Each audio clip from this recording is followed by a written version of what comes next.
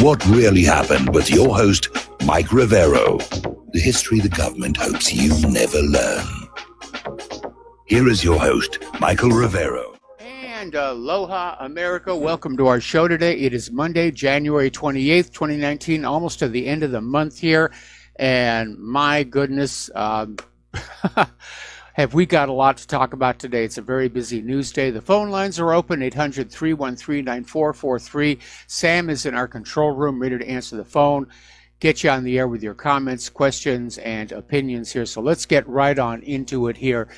Nancy Pelosi, even though the government shutdown is over, even though Nancy Pelosi basically beat Donald Trump on the shutdown issue and got him to sign off on continuing the government without any funding for the border wall, she couldn't be happy with that. She is still planning to postpone the State of the Union. She's refusing to officially invite the president to give the annual speech on Tuesday. And again, she's feeling that she is victorious, that she is in charge of the government and not Donald Trump. And I think she's made a hideous mistake because, first of all, her unapproval numbers really soared during the shutdown. A lot of people really thought it was her fault that the shutdown occurred and not Donald Trump. And for her to do this after Donald Trump capitulates, it's basically Pelosi slapping Trump in the face, and I think it's going to come back to haunt her. So at this point, they don't know when the State of the Union speech will occur. I think Trump ought to just do a speech Tuesday from the Oval Office and explain to the American people what the heck is going on with this country, because things are just so obviously messed up, and we're seeing this government become so badly factionalized. And of course, that is consistent with my theory that we're headed for a Soviet Union style collapse here. Now, down in Venezuela, things are going rather chaotically there. The official corporate media is saying that Maduro is in decline and Guaido is in ascension. I'm not really sure that's accurate. Basically, Maduro has ordered military drills to show other countries, meaning the United States, that they should not try and think that a military intervention is going to be very easy in Venezuela. So they're working on that one here. But we know that the U.S. has been trying to intervene in Venezuela for a very, very long time, going on back to the time of Hugo Chavez. Sort of an extension of the Monroe Doctrine here. And Venezuela is looking at dangerous destabilization, with the United States and all of its allies having recognized Juan Guaido as president and declaring the actual Venezuelan president, Nicolas Maduro, no longer recognized. Now, Maduro, of course, did win that last election in one of what is a very transparent, honest election. And former President Jimmy Carter, who has made a big part of his post-presidential career to look at elections around the world, says Venezuela's elections are among the most honest and transparent on earth. They're more honest and transparent than what we have here in the United States of America. But of course, you have everyone say, "Oh, no, we can't. It's not an honest election. The person that we want didn't win." Bill Maher came on out cheering the U.S. coup in Venezuela, saying it's our backyard. He's basically echoing the Monroe Doctrine. This is our backyard. We're allowed to go on in there and mess around with that country here. And then went on to say that Trump is obviously interfering with Russia. They're still pushing that whole situation.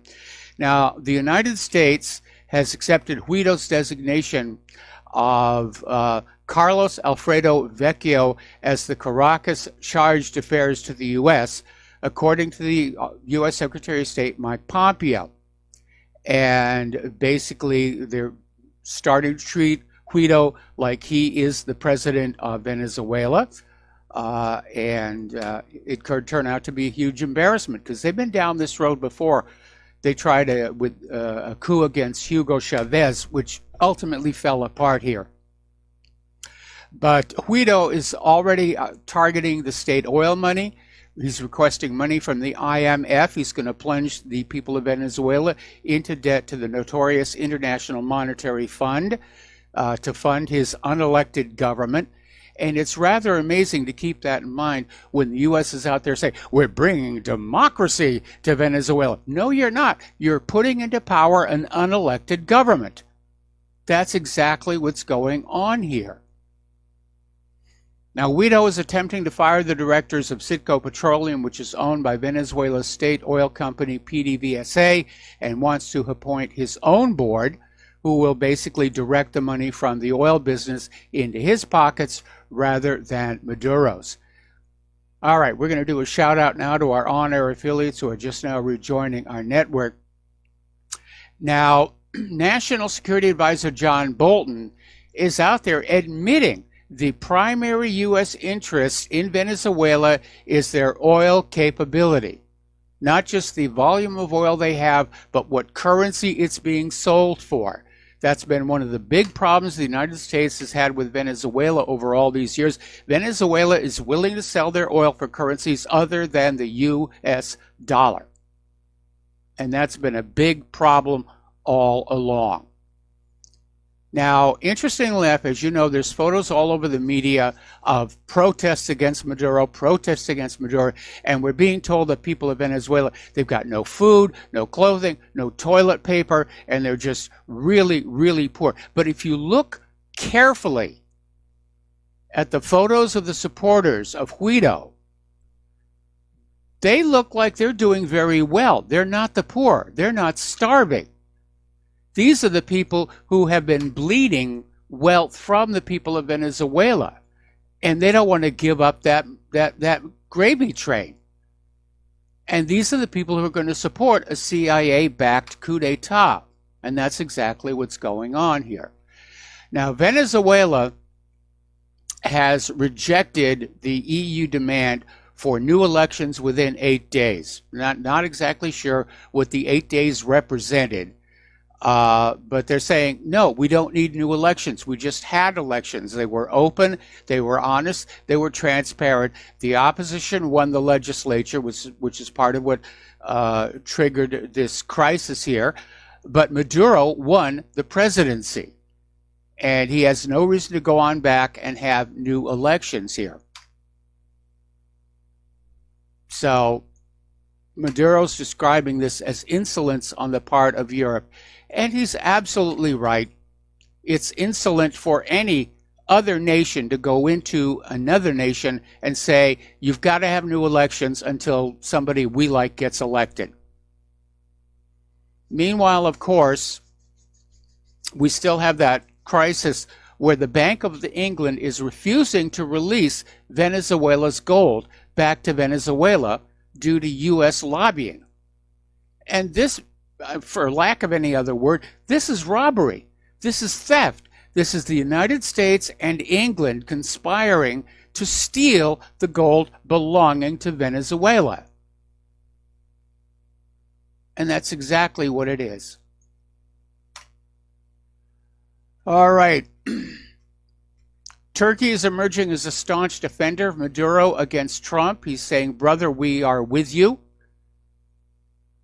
Turkey is one of these nations that's getting a little upset with constant U.S. interference with other nations' business here. Australia, on the other hand, has backed Venezuela's leader, Juan Guaido, as interim president. So has Israel. So has Netanyahu. Yes, we back Guaido as the legitimate president. Well, you know something? It's not up to Australia, and it's not up to Australia. It's up to the voters of Venezuela, and the voters of Venezuela have chosen. They chose Maduro to be their president. Maduro is the president of Venezuela here. All right.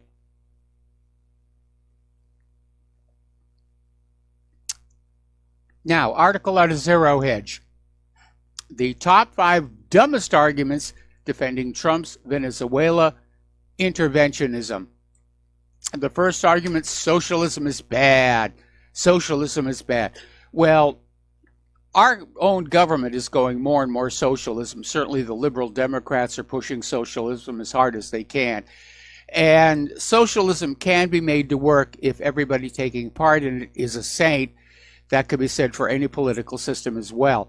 But the reality is that Venezuela, going back to the Bolivar Revolution, going back to Hugo Chavez, Venezuela decided as a policy they were going to spend Venezuela's wealth on the Venezuelan people. And that's why prior to all this U.S. economic warfare, Venezuela had one of the highest standards of living in South America. But you know, that sets a bad example. What? Spend the wealth of a country on the country's people? Oh my goodness, we can't have that. We can't have that. That's utterly ridiculous. You know, we've got to take the wealth of the country and give it to the already wealthy. You know, that's the way capitalism is supposed to work here, and that's a bad example. It's going to give the slaves in other countries uppity ideas, and that's one of the reasons why they've been after Venezuela for quite some time. The other argument, they're saying, well, it's not really interventionism. There are no boots on the ground, but I'm pretty sure at this point there probably will be very soon. And of course, the inevitable, Maduro's bad. Maduro is evil. Maduro is doing terrible things to his people. It's the same thing that we got claims against Assad, claims against Saddam Hussein, along with, you know, I support the Venezuelan people. We care deeply about democracy in Venezuela. Well, if you care deeply about democracy, why don't you respect the result of the last election?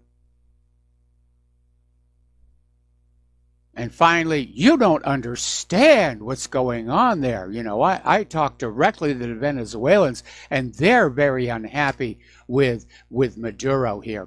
All right, we're going to take some phone calls. Dustin in New Jersey. Aloha, Dustin. Welcome to the show. What's on your mind? You know what, Mike? People in Venezuela are going to work every day. There's cars driving around, and, you know, things are moving around, and, yep. You know, there's a small percentage of people that's not happy, but you know what? That's the way it works. You know, there's always going to be somebody like over here that's not happy. Yes. That or riding in the street. You know, I mean, Mike, it's Guaido. You know, Mike Pompeo maybe need to. This thing seems rushed because he called him Guido. Isn't Guido like a bounty hunter from Star Wars, put out by Jabba the Hutt, or it's an Italian slang, or it's an Italian slang term? He called him Guido. Well, actually, unfortunately, the G is pronounced as an H. It's Guido. They don't, Mike. They don't even know who this guy is because he was put out there. Nobody even in Venezuela heard of the guy. The guy's a puppet who went to George Washington University. It's another fraud, and it's been rushed. And Mike, it's going to fail because the military is backing. Not him, okay? They're backing Maduro. So it's a failure. And the attaché of Venezuela, you know, which is in Washington, D.C., so we know that he's bought off. But the majority of the whole, the Venezuelans are going to stick with Maduro. So it's a failed coup. And it's a shame, like, you know, like I said before, Trump ran. The same thing that's happening to Trump is he's doing it to Venezuela. It's a bizarre thing going on. Like, what they're trying to pull with Trump, he's pulling the Venezuela. And he put Elliot Abrams in. Who is Trump listening to? Anybody who votes for Trump again, come on now. He put Elliot Abrams in, Mike. The guy is a war criminal, and he was behind these death squads, right, in Latin America. You know about Elliot Abrams. Oh, I know about Elliot Abrams. I mean, he lied to Congress during the Iran-Contra affair. He had to get a presidential pardon. And, yeah, he's definitely one of the deep state fixers. Yeah, so, I mean, but why at this time are they doing this? You know, like, you know, everything's not, well, I mean, I don't even know what the stock market was today, but it's nothing's going well. Well, the stock market is down today, but I think what triggered this was that Venezuela inked a deal with Russia for Russia to mine gold in Venezuela, And the United States is saying, we need that gold. We need to put it in the New York Federal Reserve and JP Morgan and all the other gold depositories to replace all that gold that other countries put in there that, you know, our banks played games with, and now they can't get it back. And you know what's sad, Mike? Like, as the Bank of England, as like supposed to be a legitimate bank, like, would you trust them with your money? Like, as the American, you know, as they say in holding gold, if you don't own it, you don't hold it, right? Yeah, if it's not in your own possession, it's not really yours. And I mean, you know, the JP Morgan and the Fed basically proved that. So does the Bank of England with Venezuela's gold. Venezuela can't get it back now.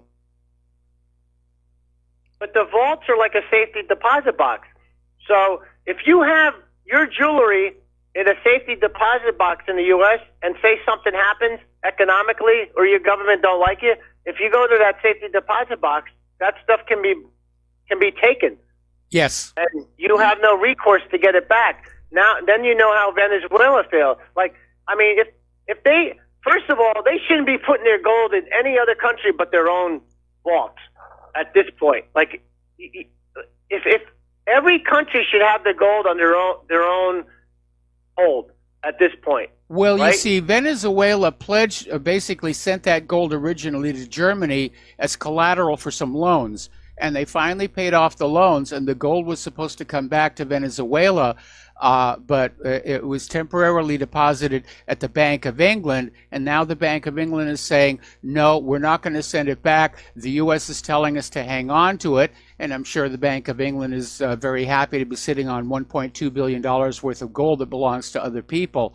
But that's exactly right. If it's not in your possession, it is at risk from any of these banking entities. And you know what's sad, Mike? Like, you see the playbook. You see how England, France, they came out, right, supporting Guaido. They don't even know who the guy is, but they'll support him because it's not Maduro. It's like whatever they get their marching orders for.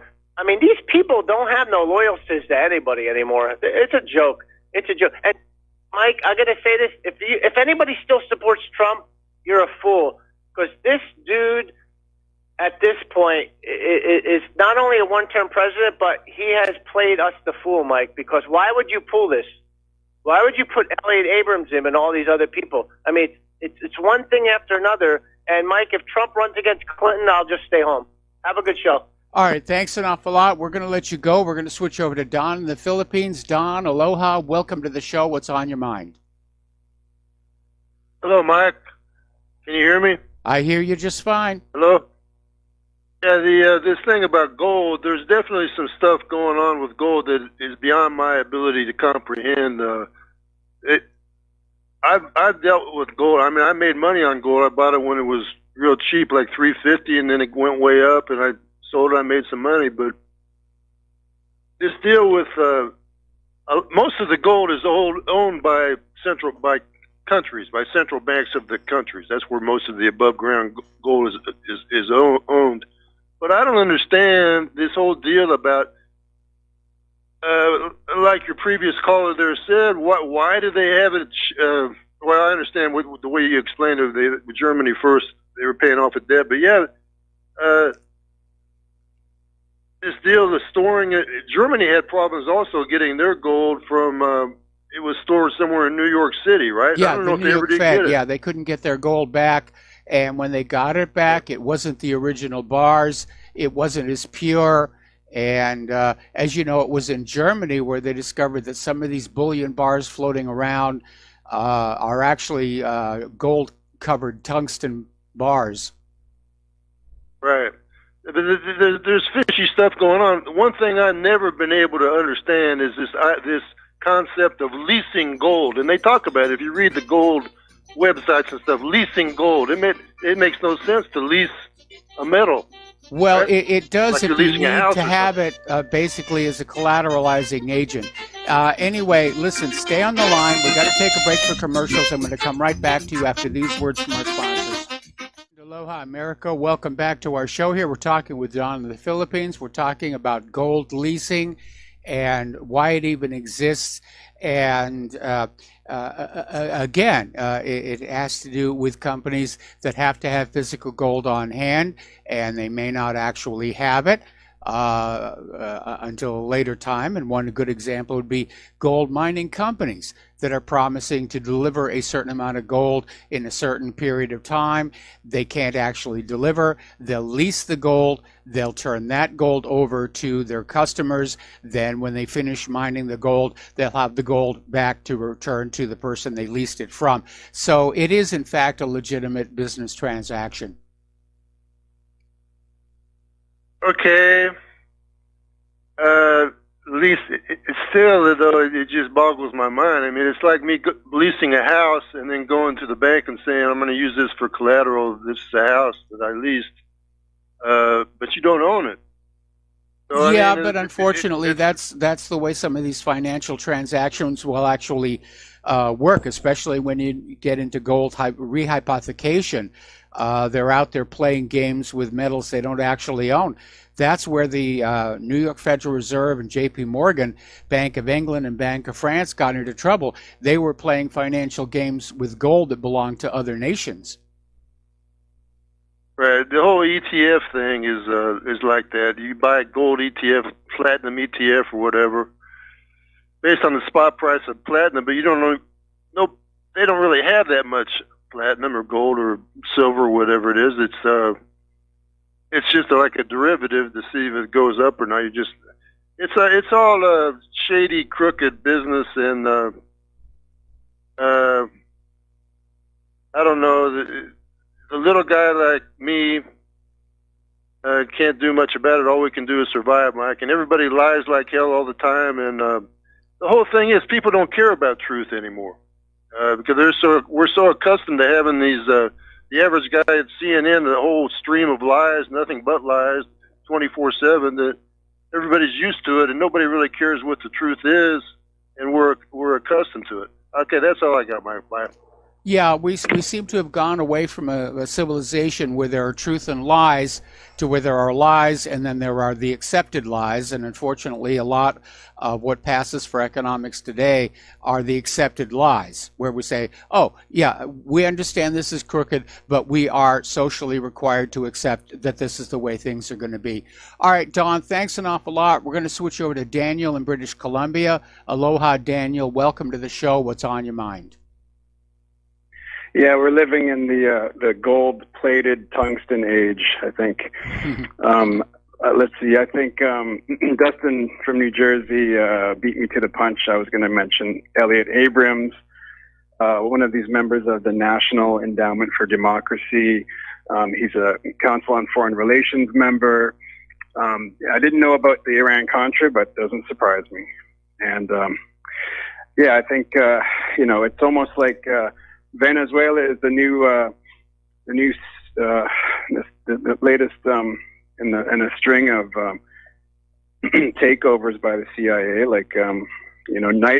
working for United Fruit in Guatemala all over again. That's what this is. So, yeah, it definitely is. And, they've been planning it for a long time. They've been wanting to get into Venezuela for a long time. This is the latest effort. We don't know that it's going to succeed. That is still very much up in the air.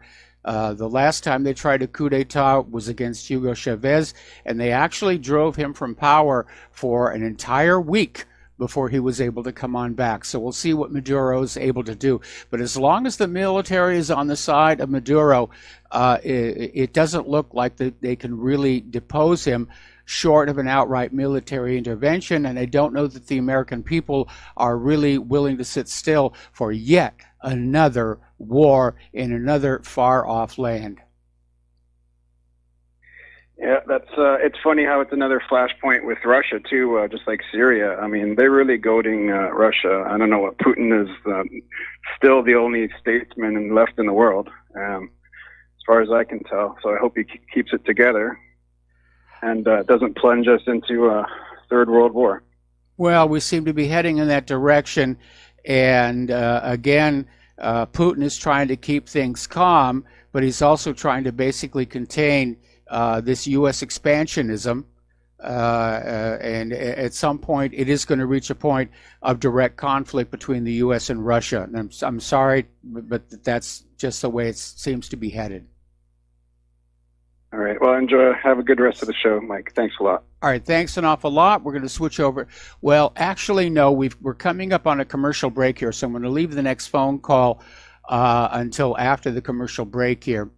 Now, the head of Hezbollah in Lebanon is warning Israel regarding its continuing attacks in Syria, saying that a miscalculation could trigger a regional war. That may actually be what Netanyahu wants as a distraction from his corruption charges going into the Israeli elections. All right, we're going to take a break for commercials. Back with another phone call after these few words. And aloha, America. Welcome back to our show here. We're going to go back to the phones to Joe in California. Aloha, Joe. Welcome to the show. What's on your mind? Aloha, Mike. Mike, do you recall those stories emanating from France that a year ago, or a year and a half ago, regarding Christian Lagarde, the current head of the IMF, and former President Sarkozy? They were in legal trouble. Yes. Lagarde, financially related. I believe it had to do with a French company, and Sarkozy, I believe, it was the illegal contributions to his campaign may have been linked with Gaddafi, now deceased, conveniently. Yes. And we were told that Sarkozy was held at the police station for more than 24 hours. And I've tried to find information on these stories, any follow-up, but it seems like they were just swept under the rug. It seems like these stories are just put out there to try to convince people, yes, see, the justice system is fair. It applies to even the elite. But it seems like it's just been swept under the rug. Have you heard anything? No, I have heard absolutely nothing, and it does remind us that despite, as you say, the posturing in the corporate media, that justice is going to look at the high as well as the low. The high never get prosecuted; they never get sent to jail. The Clintons are certainly a good example of that. It's sort of like these are stories that serve a purpose, and I include in this what happened with MH17, the Malaysia Airlines flight that was shot down over eastern Ukraine, where it was shot down, but the investigation, the investigators really didn't care, didn't want to get to the bottom of the story to get the facts out on who was actually responsible. It just served its purpose, and its purpose was to impose sanctions, to get the Europeans to agree to impose sanctions on Russia. Yeah, absolutely. I mean, the investigation, they didn't even go to the crash site. No. And the Russian government, the authorities were offering information from the manufacturer of this book missile, but they didn't want to see it because it served its purpose. Just like I believe this Lagarde and Sarkozy stories served their purpose. Now they're just forgotten. Just pushing the agenda. That's all. Thank you, Mike. All right, thanks an awful lot. We're going to let you go. The phone lines are open now. And getting on back to the news here, the United States has sent a new military convoy to Deir ez-Zor after the popular uprising against the Syrian Democratic Forces. Now, the Syrian Democratic Forces are not part of the Syrian government. They are one of the U.S.-backed rebel groups. And recently, because of some of the actions that they have been taking, they triggered a popular uprising among the Syrian people. And so now the U.S. is sending a military convoy to try and basically control the unrest against this group. I thought we were pulling out of Syria here. And apparently Israel is now opposed to a Syrian pullout, or at least a complete Syrian pullout. Israel is demanding the United States keep a base inside Syria with which to deter Iran or challenge Iran. And again, it's important to remember that the United States has not been invited to be in Syria by the Syrian government. They do not have the permission of the Syrian government to be in Syria. They are just in there because of this attitude of we're the United States and we're exceptional and we can go anywhere and do anything that we want. Okay. Meanwhile, ISIS, remember ISIS, they had this caliphate. We have a caliphate, you know, and there's going to be a caliph. And it's been shrinking down.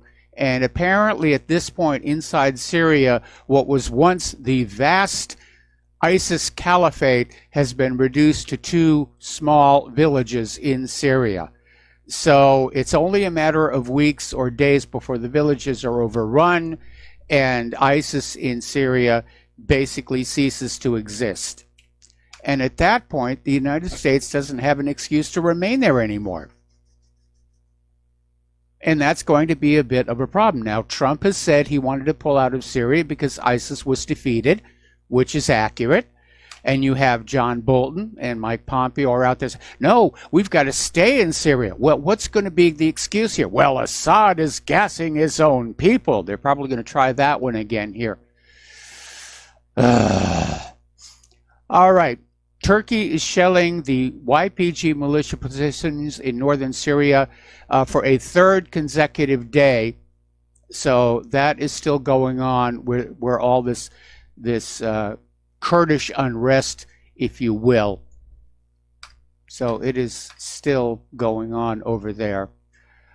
As you know, one of the arguments that's being put forward to remain in Syria are those 4 American soldiers who were killed in what was claimed to be a suicide bombing. And other voices are coming on out saying that American deaths are not a reason to stay. And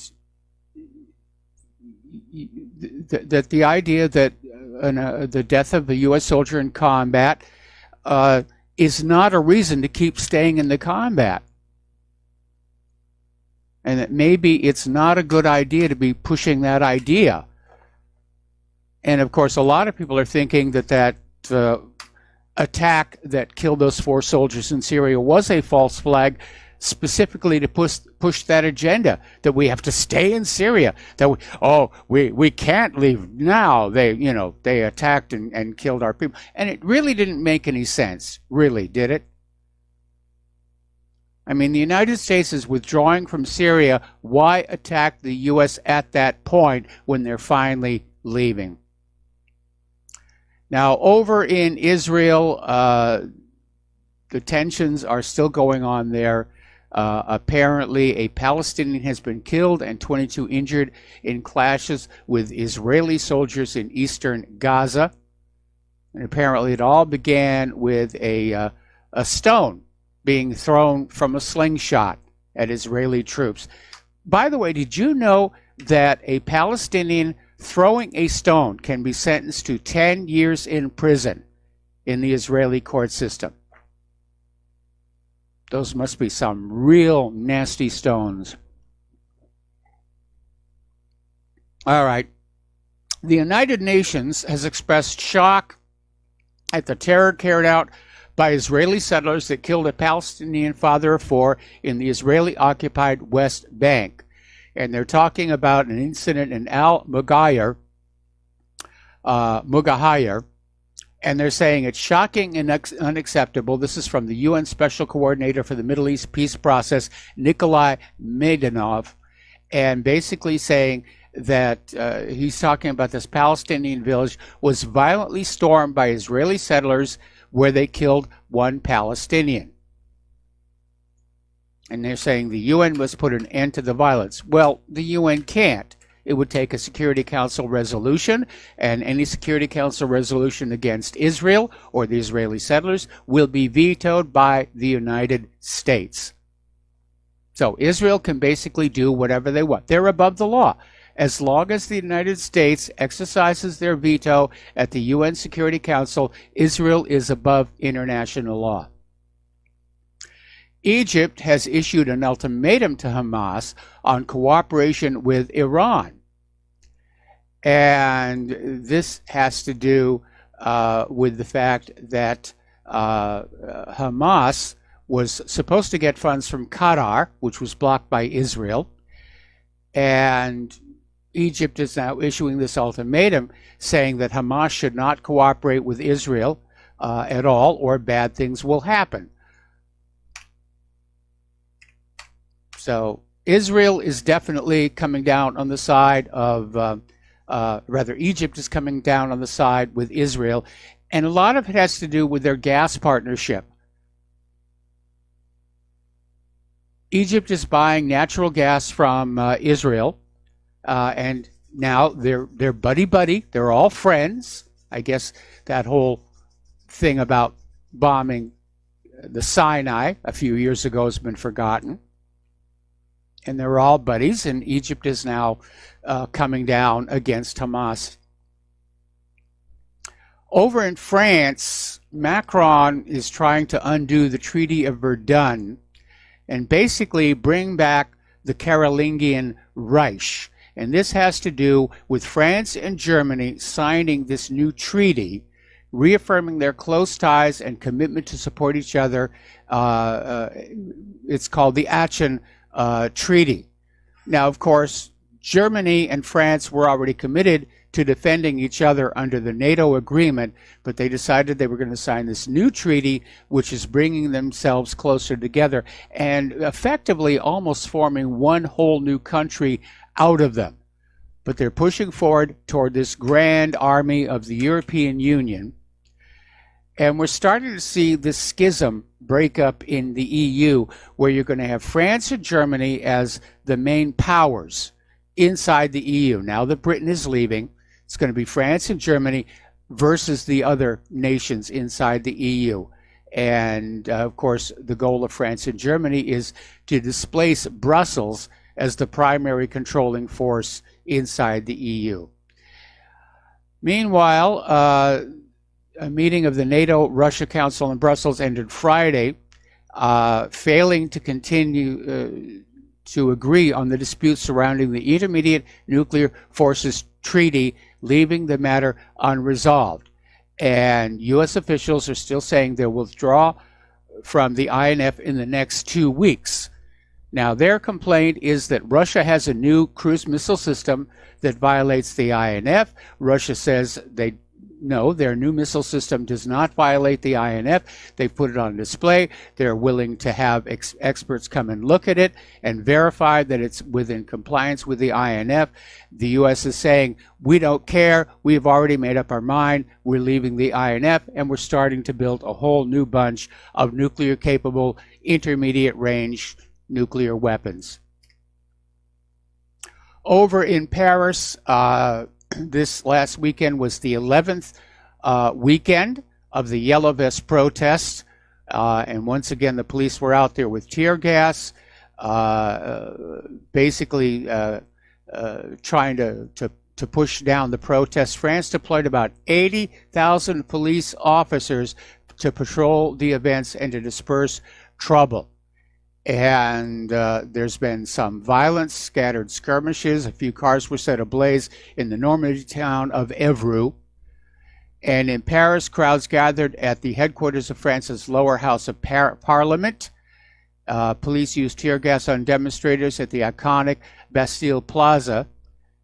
And so that's going on over there.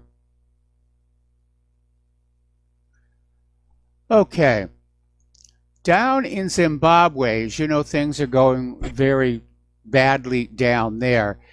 There's been a huge crackdown, and rights groups are claiming that women are being raped during house-to-house searches by the Zimbabwe forces. And the government criticized a report by its own rights commission that said security forces were using systematic torture. The government is now claiming that the uniformed perpetrators of these abuses are bogus elements out to tarnish its image. In other words, they're claiming that people are going on out and buying uniforms of the Zimbabwean forces to go on out and commit these rapes and atrocities just to make them look bad. I don't think so. All righty. Now, here's an interesting little story.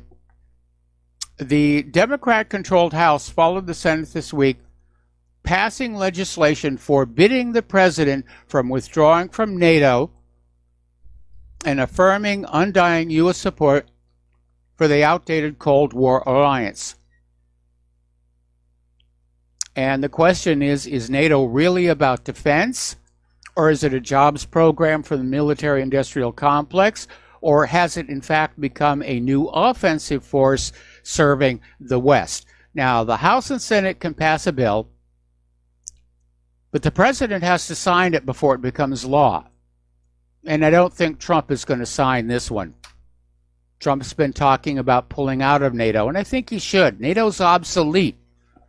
NATO's become like its own military-industrial complex. Its primary mission is to seek its perpetuation and survival.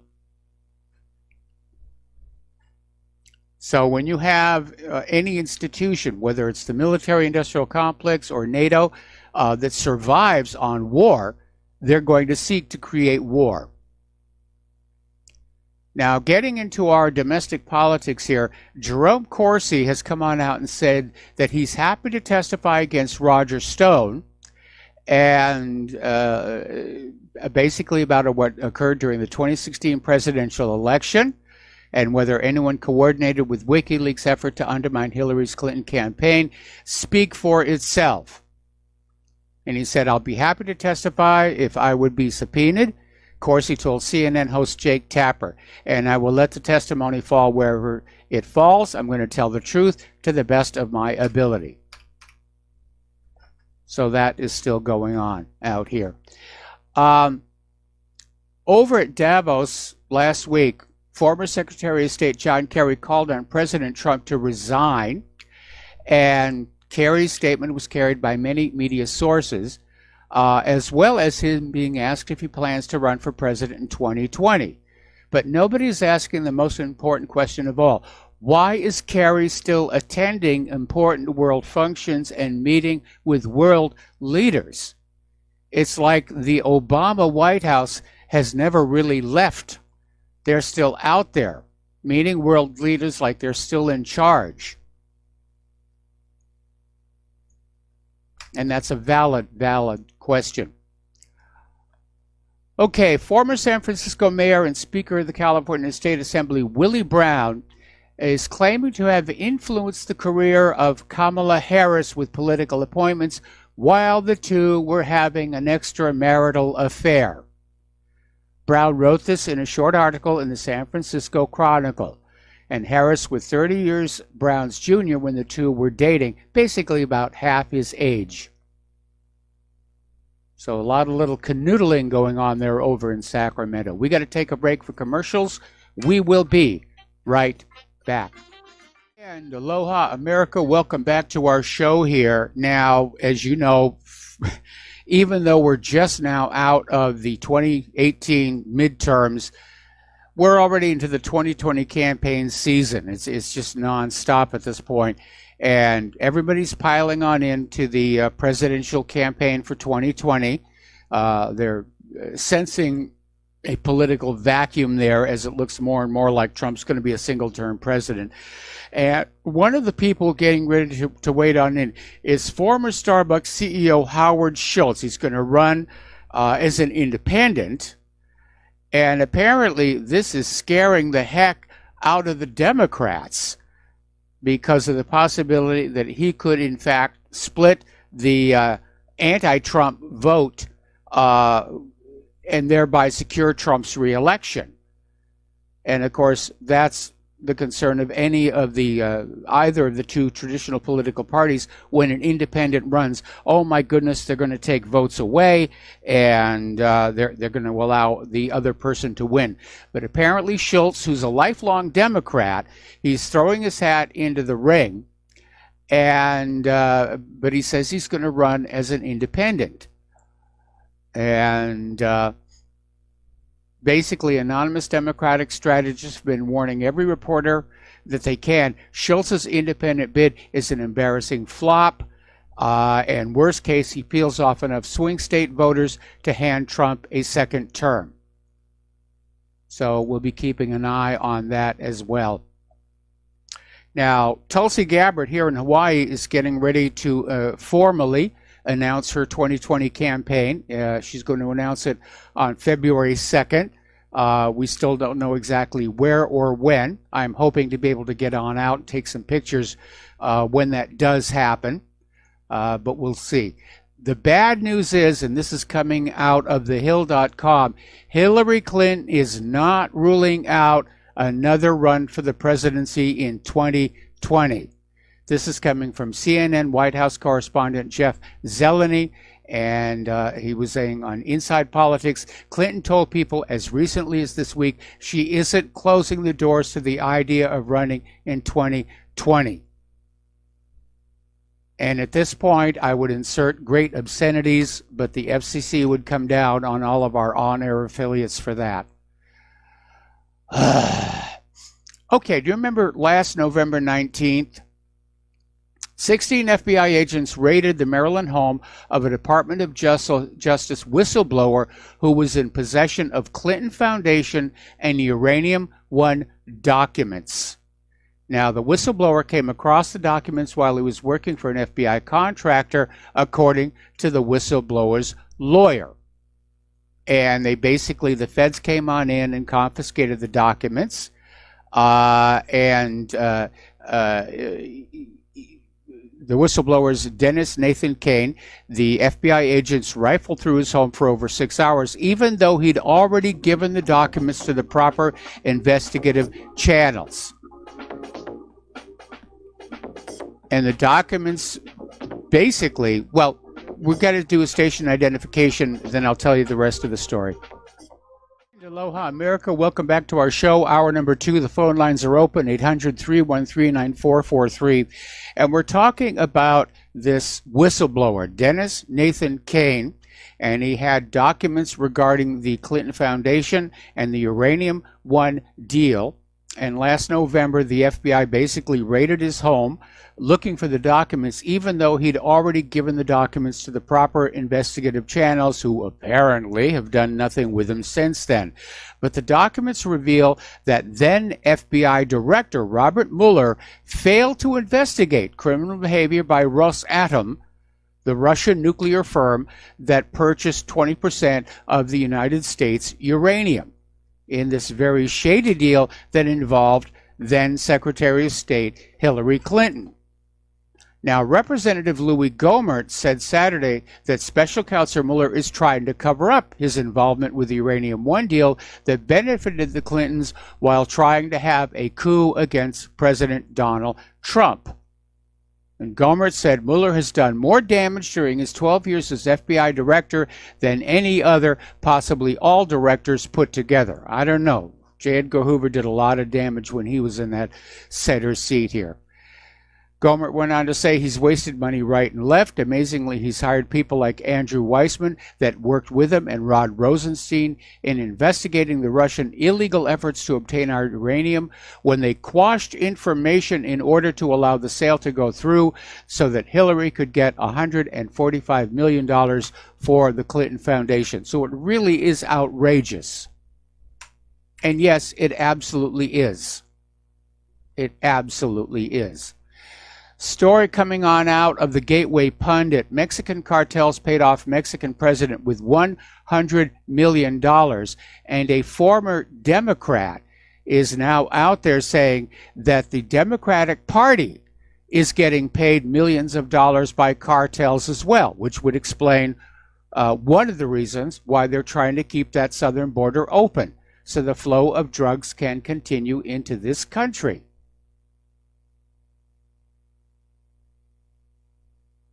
So it really is, it's all corruption all the time, 24 hours a day. Let's take a phone call from Rowley in Minnesota. Aloha. Welcome to the show. What's on your mind? Mike, I'm not doing so well. I'm a little bit jumping out of my skin now that Donald Trump has been caving in to Nancy Pelosi in this war of fighting Democrat and Republican. And all this time, I just wonder if can somebody just build a wall between these two people? I mean, it's ridiculous that he's going to go with not the steel slab but actually build a virtual wall, a smart wall. And it's kind of what Nancy Pelosi wanted from the get-go, was to build a technological wall versus Trump's concrete wall. Well, I don't know that Trump has actually said he's going to go along with that approach to it. I know that's what's being pushed by a lot of people. And the problem with any technological wall, of course, is there are ways around it. The sensors can be blinded. And it's basically, it's a non-wall wall is what they're talking about. Again, we know the Democrats want the illegal immigrants to come on in to vote Democratic. If this previous story that we just talked about is accurate, the Democrats are getting money from the Mexican drug cartels to keep that border open. Right, and we know that Mexicans are very resilient, a lot like the Palestinians, about building holes in the ground and getting through despite being cracked down. And I could definitely see that, but it's a very big concern to me about like health concerns about like the idea of building a 5G wall. I don't know if Trump has actually caved in full demand with Nancy Pelosi, but it is unnerving. I'm seeing commercials about 5G network and how it's very good, and it seems that you'll get deplatformed if you even speak about the 5G that's being put up by Qualcomm and other service providers. But Trump has talked about advertising these particular entities. You know, he's got a net neutrality, and it seems that he's just given in to demands, in my opinion. Trump, unfortunately, he's proving to be a very weak leader.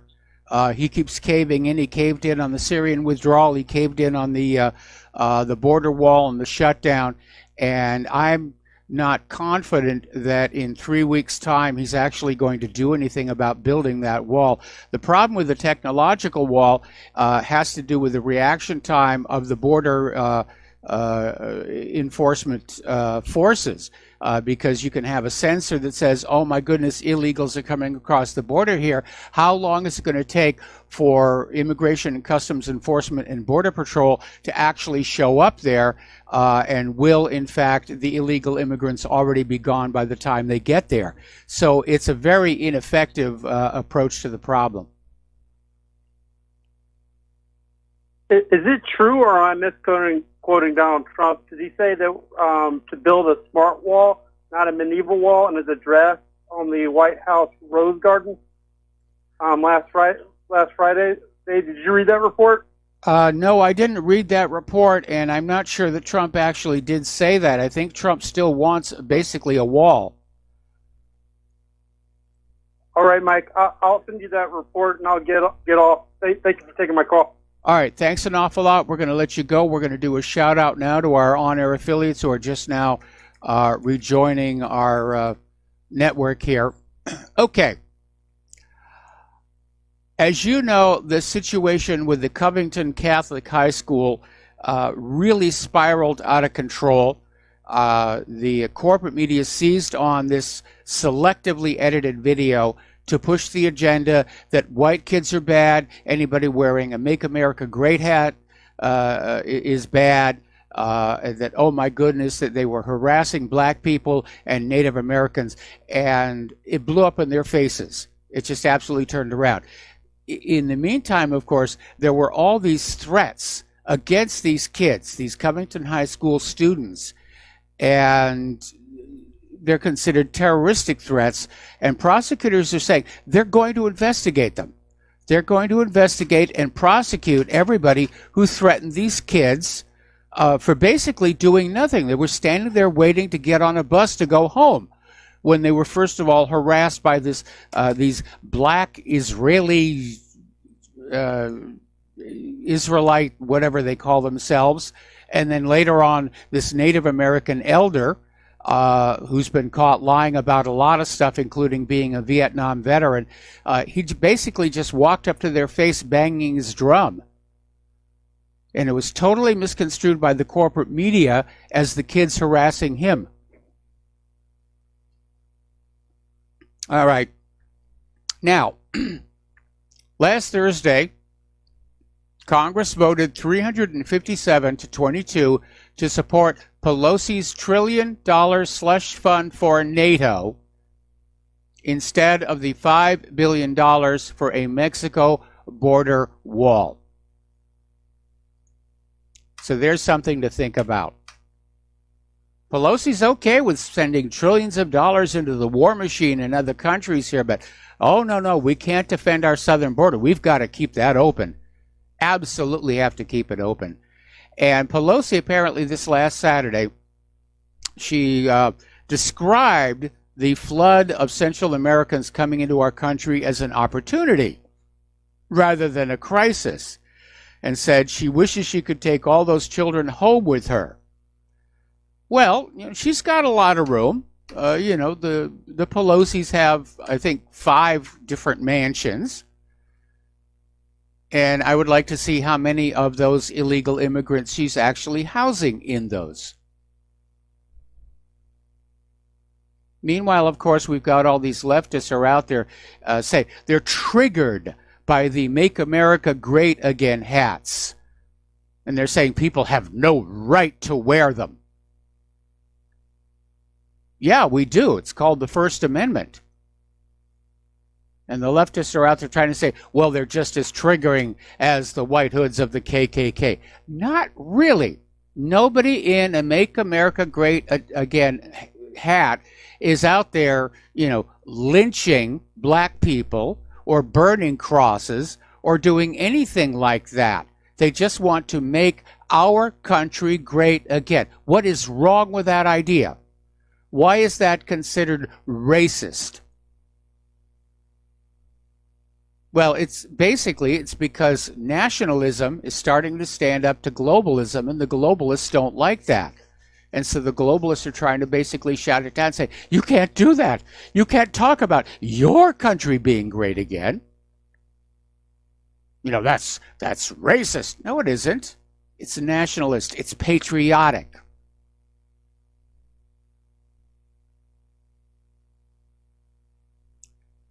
Over in Ireland, a bill to outlaw goods from Israeli settlements built illegally in the West Bank has been passed by the lower house of the parliament. So it's getting closer and closer to be a law. And of course, Israel's out there screaming that the Irish are anti-Semites, the Irish are Jew haters, the Irish are Nazis, blah, blah, blah, blah, blah, blah, blah, blah. The German government has approved the export to Qatar of 4 Ram naval missile systems developed by Germany and the United States. So more weapons are pouring into the Middle East over there. Over in Yemen, complicating the situation that they already have from this possibly weaponized cholera, there is now an epidemic of swine flu spreading all across Yemen. The health system is crumbling under the Saudi attack. And apparently the United States has decided that it's time to go after Cuba again. Now, back in 1996, they passed a bill called the Anti-Cuban Helms-Burton Act, and it allows Cuban exiles and their families and a few U.S. companies to seek remedies in U.S. courts for properties they lost in Cuba due to nationalization by the revolutionary government of Fidel Castro. Now, ever since, the U.S. government at 6-month intervals has announced that Title III would not be taking effect during the following 6 months. But on January 16th of this year, U.S. Secretary of State Pompeo indicated that suspended implementation will only last 45 days and not the usual 6 months. So it looks like economic war is about to be declared on Cuba. Now, one of the few things the Obama administration did that I agreed with was normalization of relations with Cuba. And it's not just because I like Cuban rum and Cuban cigars. The reasoning was if we were heading into a potential military conflict with Russia, we didn't want Russia to have that military base just 90 miles off the coast of Florida like they did last time. And that was good strategic thinking. But unfortunately, Trump has come into office and he's basically reversed the Obama policy on Cuba. They're back to bashing on Cuba and saying, how How dare you defy the United States after the Bay of Pigs? And they're basically just opening the gates. If we do get into more of a contention with Russia, Russia's going to be right back there in Cuba again. It's a bad, bad move. Okay, we've already talked about the Aachen Treaty, France and Germany becoming basically a single state, pledging mutual defense to each other, which is already covered under the NATO agreement here. Okay. Now, the United States military has decided that getting fuel to remote operating bases is a big problem. And in 2008, during the height of the Iraq War, the Government Accountability Office estimated that more than 900,000 gallons of fuel went to bases for basic power needs like lighting and refrigeration. This was on top of the 6.7 million gallons the military burned that year in jets and ground vehicles. And so the U.S. Military Strategic Capabilities Office has put our request for an information about small nuclear reactors that could deploy to these forward bases, like what the U.S. has in Afghanistan. Now, most likely, these are RTG, radioisotope thermoelectric generator designs. They're not actual fission reactors, but they're designed to basically provide the electricity for a military base and not need to be refueled for something like 10 years. And they're actually very useful. You have to be careful of them, of course. There's actually, I think, there's a Japanese company that is making these commercially available to be used in places like Arctic exploration sites, very remote bases. They're not cheap, obviously, but they do work. And we use them on the Viking lander. They're using one on Curiosity on Mars. And they do work very well. And basically, they're taking an isotope of plutonium, which is just naturally decaying. It's not fissioning, it's not melting down, but it decays, and in the process of decaying, produces a great amount of heat, and the heat is converted to electricity through thermocouples. It's a very simple, elegant design here. Now, the new National Intelligence Strategy of the United States released its strategy for 2019 last Tuesday, and the document reveals that 17 intelligence agencies of the U.S. are against President Donald Trump's impulsive behavior on war and peace. Now, his behavior isn't impulsive, it is indecisive, which I guess amounts to exactly the same thing. Trump knows what he wants to do, but he can be talked out of it very easily. Getting on back to the Covington students, over at CNN, they're now trying to claim that the Covington students' hand gestures were a code for the N-word. Even though the Covington students didn't actually say the N-word, now they're trying to say that, oh, well, they meant the N-word with the hand gestures they were using. I mean, that's how desperate they are to just keep on pushing this agenda. All righty. Getting on back to the story, the corporate media is clearly becoming part of the movement to get rid of Donald Trump, to get rid of MAGA, to get rid of this idea of nationalism. Nationalism bad. You know, you have to be part of the globalist situation. And unfortunately, these Covington kids got caught up in that whole agenda. Tucker Carlson has called out Savannah Guthrie for basically giving what he called the softest interview to Nathan Phillips. This is the Native American man who was involved in that confrontation with the students from Covington Catholic High School. And, of course, the corporate media tried to assign blame to the students. It eventually came out they did not initiate the confrontation. But NBC basically gave Nathan Phillips the microphone, let him tell his side of the story. They didn't bring the other side of the story in there. They didn't challenge him on the fact that he's lied about being a Vietnam veteran, that he lied about being a recon ranger, which, by the way, is not part of the Marines. It's part of the Army. He was a refrigerator mechanic, was in the Marines for 4 years, and he was discharged as a private. Talk about an underachiever. Even Snopes got it wrong. Remember, Snopes is out there. They're supposed to be, we'll tell you what's real and what isn't real. And they've been caught making a lot of mistakes, well, lying a lot of times. And Snopes has labeled it unproven that Phillips had falsely claimed to be a Vietnam veteran. And Google placed Snopes' misleading fact check at the top of their search results about Phillips' Vietnam claims. So they're all basically pushing the lies. They're pushing the lies. Push the agenda. They're just hoping to get all those people who aren't paying attention, who aren't going out and finding out for themselves what's going on. We'll be right back. Aloha, America. Welcome back to our show. We're going to go back to the phones here to Steve Elkins. Steve, aloha. Welcome to the show. What's on your mind? Well, the first thing I wondered about that video with Nathan Phillips and the Covington kids was, where was security? I didn't see any law enforcement on the premises whatsoever. And in D.C. at a war memorial, at the Lincoln Memorial there, I would assume there'd be tons of law enforcement presence there. I didn't see anybody, which was very, very suspicious. Yeah, I agree with that. I think that's the jurisdiction of the park police, but they should have been there intervening.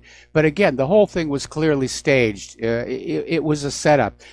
They were trying to basically trap those kids and provoke a response that they could get on video to push the story that white kids are bad, anybody wearing a MAGA hat is bad.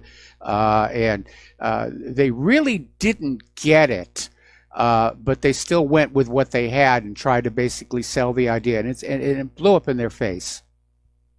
It sure did. They had a lot of egg on their face on that one. I've not seen anybody in mainstream media come back and addendum to what were actually initially reported. Nathan Phillips is a fraud. Yes, he's a total fraud, and the Vietnam vet and a refrigerator mechanic, not a recon soldier there. And I mean, he's a crisis actor.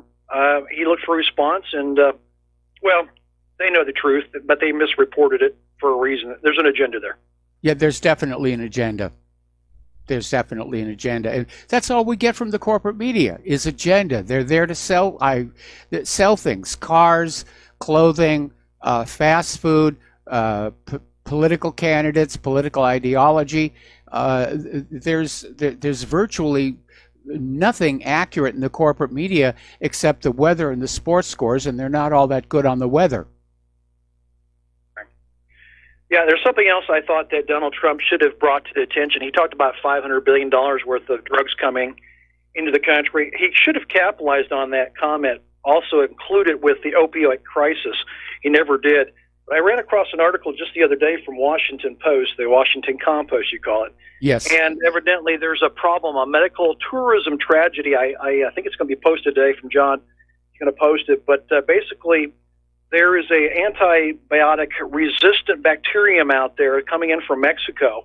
There's been 12 known cases in the United States, and there is really no backup plan on this. There's one medication that might have some sensitivity to the bacterium itself, but on the most cases, no, it does not. So you're looking at a crisis here, a health crisis in the medical field itself, the hospitals. If this gets out, there's another excuse right there. There's another reason you can use for having a border security wall. And, of course, health checkpoints to make sure people coming in this country don't bring contagious diseases. Well, absolutely, and that's been a problem all along. I mean, with these open borders, all kinds of contagious diseases that had previously been eradicated inside the United States, they're being reintroduced. And for the medical industrial complex, of course, that's good news because the sicker people are, the more money they're able to make. But it's a public health crisis, and that's definitely an issue that Trump should have made a big point of when he was talking about the need for that border wall. I mean, even in the heyday of immigration, with the Statue of Liberty and give us your tired, your poor, your yearning masses, your teeming masses yearning to be free, they still had to go through Ellis Island, and they still had to go through a medical check. And those who had illnesses were quarantined until they were well, or if they were incurable, they were sent back home. But with these open borders, we've had scabies coming on in, H1N1, HIV. There's been at least one confirmed case of bubonic plague. And if you look at all the people who are trying to get out of the Democratic Republic of the Congo, all it's going to take is one of those people who's infected with Ebola but not yet symptomatic getting across our border, and it's going to be a major, major problem. And again, it shows how the liberal Democrats don't care about the ordinary American people. So what if, all those white heterosexual males, come down with an illness and die? There's too many of them anyway, and they all vote Republican. Yeah. It's not posted yet, but for your listeners who want to actually look it up, the actual title is called Medical Tourism Tragedy, and it's under the author is Lena H. Sun, and it's on the Washington Post. Check that out. All right, we'll definitely check that out. Thanks an awful lot. Anything else? Got it. That's it, Michael. Thank you. All right, thanks an awful lot. Thank you for the phone call. We're going to let you go here.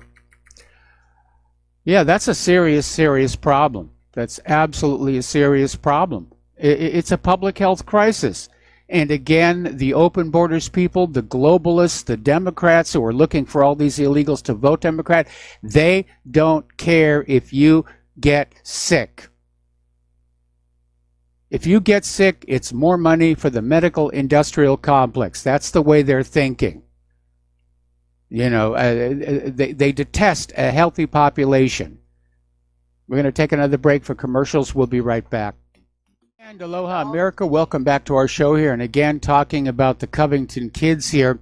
The U.S. representative for Minnesota's 5th Congressional District, Ilhan Omar, she's the first Muslim woman to wear a hijab in Congress, basically put out a tweet very critical of the Covington Catholic students, which provoked a huge social media backlash, and she was forced to basically delete it as word of how this had all been misinterpreted by the corporate media finally came on out.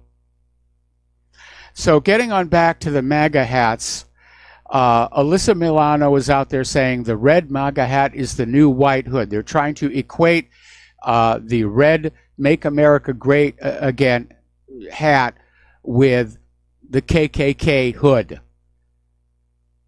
And again, that's ridiculous. People in MAGA hats, they're not burning crosses, they're not lynching blacks, they're not voting Democrat, but they're basically trying to redefine the symbol, to try and demonize it, because they understand that come 2020, that MAGA hat is going to continue to be an icon for the Trump candidacy.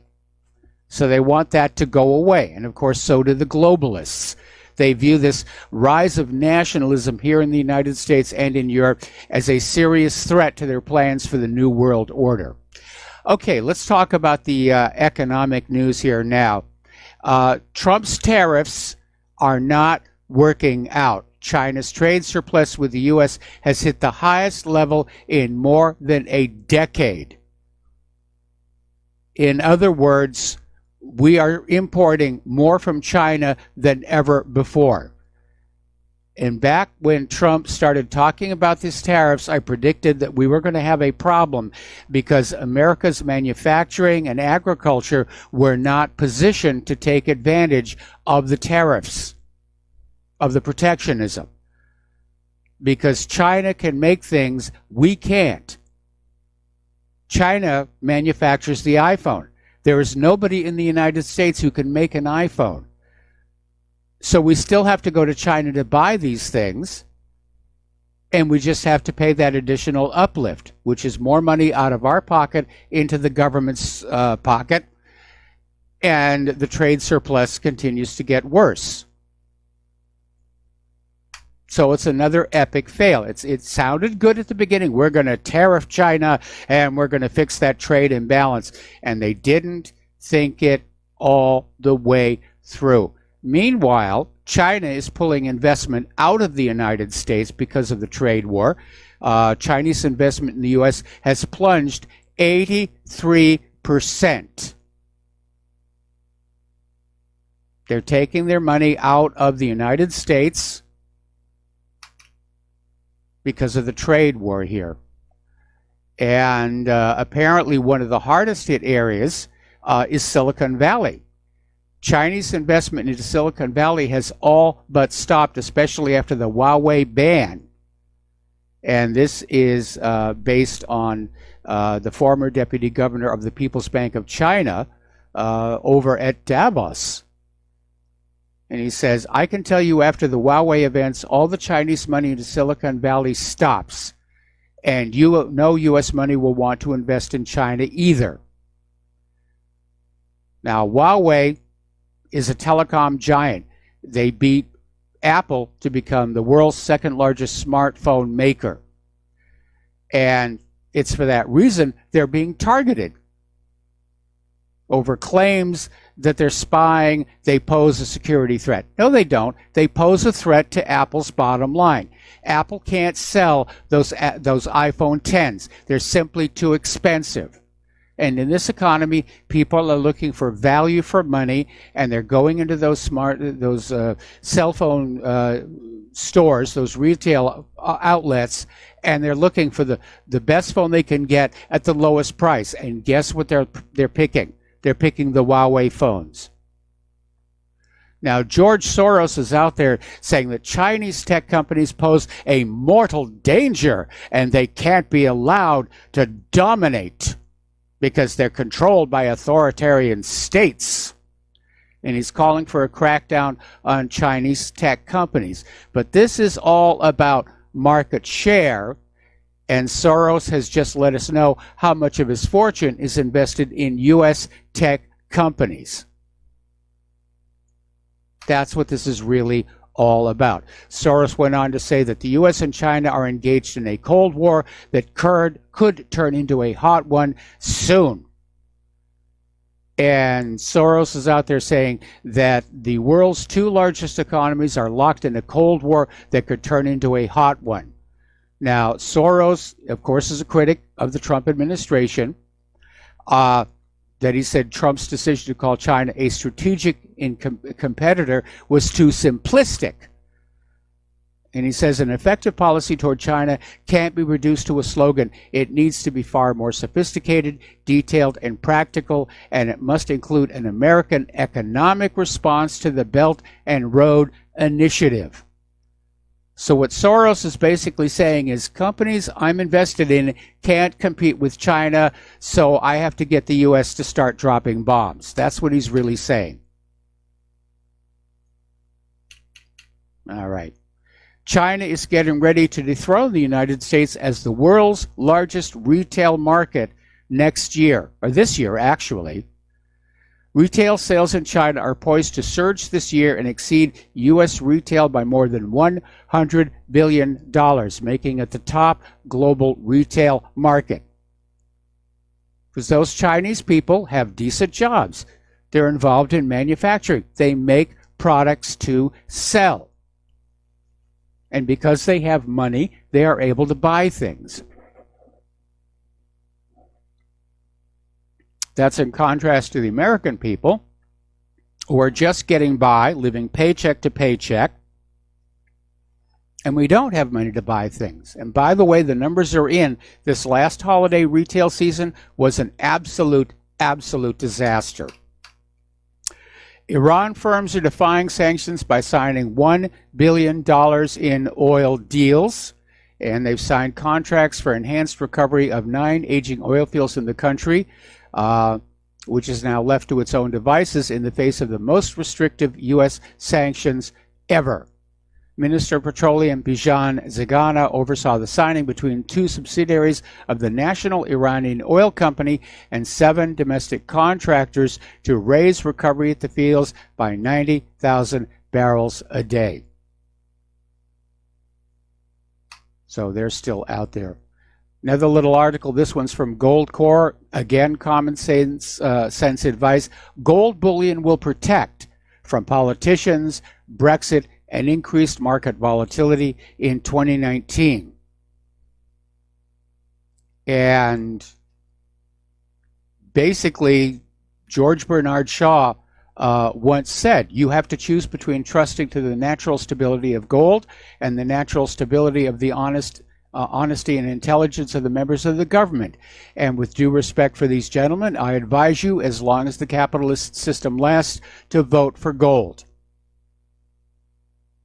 And he was absolutely right. You can trust gold a lot more than you can trust politicians. If you look at what's going on now. Another little story, this is out of Investment Watch blog. That's half, 50% of Americans and Canadians are hovering on the brink of bankruptcy. That's how bad it really is out there in the real world. Forget about what the corporate media is telling you about recovery and everything's wonderful. And by the way, stock markets had another bad day. The shale oil industry is not doing very well. Part of the pressure, of course, is declining oil prices and an oil glut out there. But the big problem is that they're having difficulty finding new investors to come on in and basically invest in the development of new shale oil wells. So it's basically they're dealing with a lot of debt. They're not producing the volume of oil and gas that they promised that they would. They're causing a lot of environmental damage. There's a lot of hostility to the fracking industry because of methane coming out of people's faucets, the methane that is killing fish in lakes and ponds, the earthquakes. So they're in serious trouble. All right. The United States Post Office is getting ready to raise the price of a forever stamp by 5 cents. It's now going to cost 55 cents. This is a 10% increase. It's a record nominal price adjustment. And it takes longer and longer for the post office to deliver the mail. So I don't think it's really a rate increase. It's more of an increase in the rent, the storage fee. We're storing your mail for longer to get to you, so we got to charge you more, I guess that's what's going on. The post office is also considering selling access to your mailbox. Not to just anybody, but they're basically talking about selling access to your mailbox to other package providers like FedEx and UPS. And I actually think that would be a good idea because it would certainly reduce the problem with packages being stolen from your front porch. All right, let's talk about immigration and the refugees. Apparently, there has been a Legionnaire's disease outbreak at a Border Patrol facility, putting the migrants at risk. And they're saying it's another health crisis.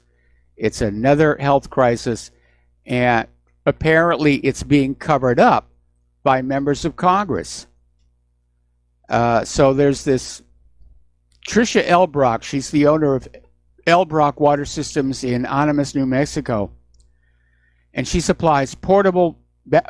excuse me, I got the hiccups. She supplies portable bathrooms at facilities near the border. And she was asked to provide 2 portable toilets near the border at the request of the Border Patrol. And apparently that was not enough. She says her cleaning staff was overwhelmed after hundreds of migrants used them. So there's a health issue with the porta potties out there. Meanwhile, the Pope is heading to caravan country to push Central American migration. He's out there saying, yes, open the borders, let these people let these people in there. And, you know, I wish he was as intent about dealing with the papal, with the priestly child molestation. But he's out there pushing New World Order and globalism and open borders. Over in Great Britain, the Queen has waded into the Brexit issue, basically telling the two warring sides to just cut it out, seek the common ground, at basically delivering this rebuke, saying you have to keep sight of the bigger picture. Now, it's 64 days before Britain is due to leave the European Union, with no subtle plan on how it will be achieved. At this point, it's looking more and more like there's going to be a no-deal Brexit. Over in France, 25,000 people have demonstrated again throughout the entirety of France, demanding fiscal justice and for Macron to step down. Clashes broke out in Paris as Yellow Vest protesters approached the National Assembly, and 103 people were arrested in the capital city. The Yellow Vests are saying this is a revolution. And the Yellow Vests are basically gearing up for the European elections. They're putting forth their own list of candidates for the European Parliament elections. So they're going to field a group of candidates for the May elections, unveiling the first 10 names. The list is to be expanded. They're planning to get 69 more candidates on it. Over in Germany, as you know, their intelligence services have started keeping surveillance on the Alternative for Germany party. And apparently they're being accused of relying on information from Antifa to justify their case for surveilling the Alternative for Germany party. And basically, Germany's domestic intelligence service used Antifa sources and information at least 6 times in its analysis of the youth wing of AfD.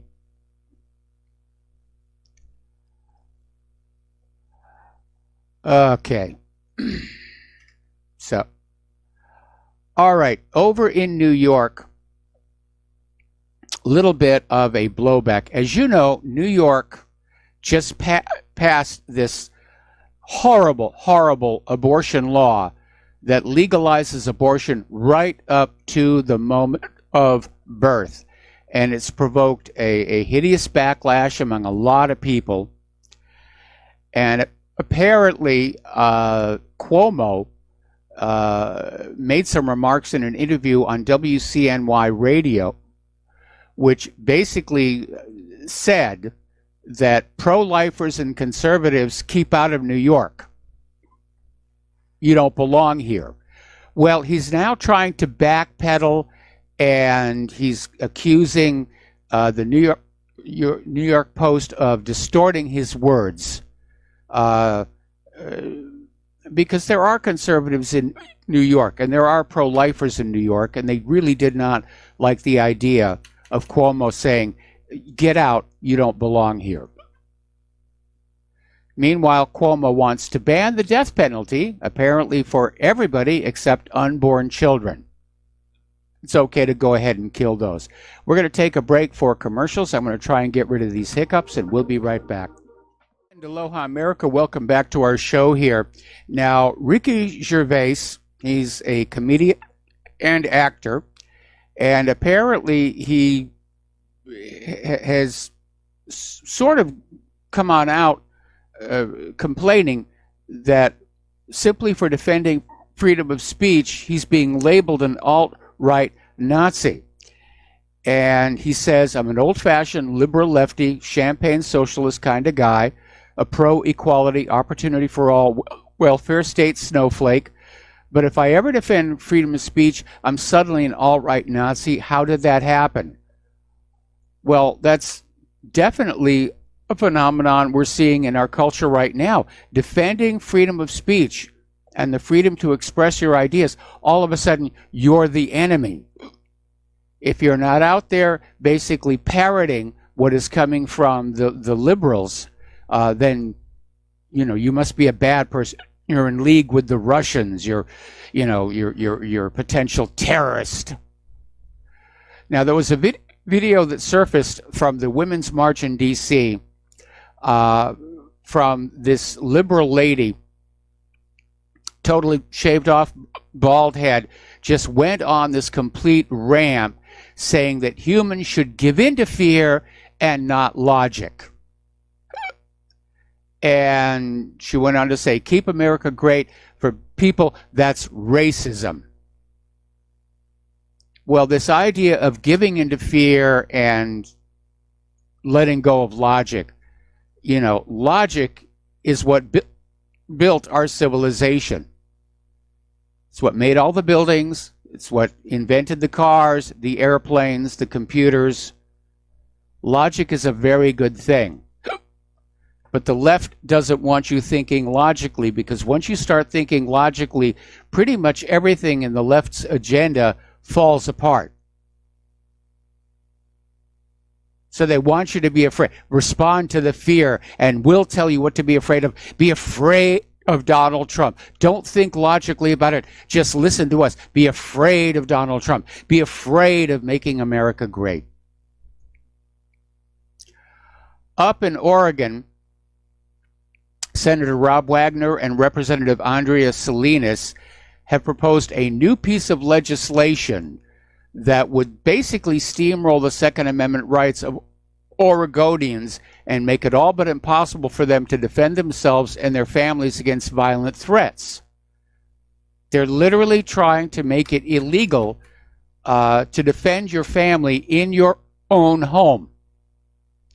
And we're seeing this all across the country. Now, a while back, there was a little bit of sanity with what were called the castle laws, as in a man's home is his castle, where if you were confronted by an intruder, you were free to presume they intended bodily harm, and you could defend yourself. And now the gun grabbers are trying to basically undermine that and say, no, even if you're in your own home and a criminal breaks on in, you could get into trouble if you try and defend yourself against the criminal. Whose side are these people on? That's what I want to know. We'll be right back. Aloha, America. Welcome back to our show, hour number 3. The phone lines are open, 800-313-9443. Over in Minnesota, Democrats are pushing for this idea that teachers should undergo what is called cultural competency training on how to handle transgender and gay students or lose their license. Well, I think if teachers just treat all the students exactly the same way, everything should be fine. And whatever happened to reading, writing, and arithmetic and job skills? That's what I want to know. It seems like public education these days is all about, pushing agendas and indoctrination into to liberalism. Now, as you know, Press TV anchor Marcia Hashimi was finally released from prison, and she's out there saying that she thinks the U.S. jailed her to try and send a message to members of the foreign press in general, Press TV specifically, to watch your step. She's saying she will not be intimidated, and she was detained for 10 days in a material witness, supposedly in an ongoing grand jury investigation, but apparently never actually testified before that grand jury. All right, so let's talk about NewsGuard. NewsGuard is the latest attempt at censorship. This one down at the consumer level. They're putting it into browsers. It used to be a voluntary download. Now it's actually being installed by default on things like Microsoft's Edge browser. And it basically gives news media a rating of, red or green, depending upon whether they're trustworthy or not. And of course, all the corporate media is green. All the liberal commentators are green. And all the conservatives are red. Anybody challenging the official discourse is red. And Dillingpole is out there basically saying that, NewsGuard has celebrated his wisdom on climate change. Dillingpole is famous for a quote, "When amateurs on a blog know more about science than the guys on multi-million-dollar grants at U.S. academic institutions informing global energy and environment policy, you know the time has come to drain the swamp." And of course, NewsGuard presents it as though this is a bad thing to say. But it's true. It's absolutely true. A lot of these people who are involved in these so-called government corporate-funded science programs, they're hacks. They're there for the money. They're there to sell out, and they're not really interested in what's going on, which is why they keep making such really bad predictions about global warming, why we have harmful vaccines, and so forth. And this leads to this next article. This came out of Health and Money News. Trust scientists, really? And it says, does anyone remember when we trusted scientists? We might not have understood them, but we understood their goals and purpose and saw them as noble. Today, it's different.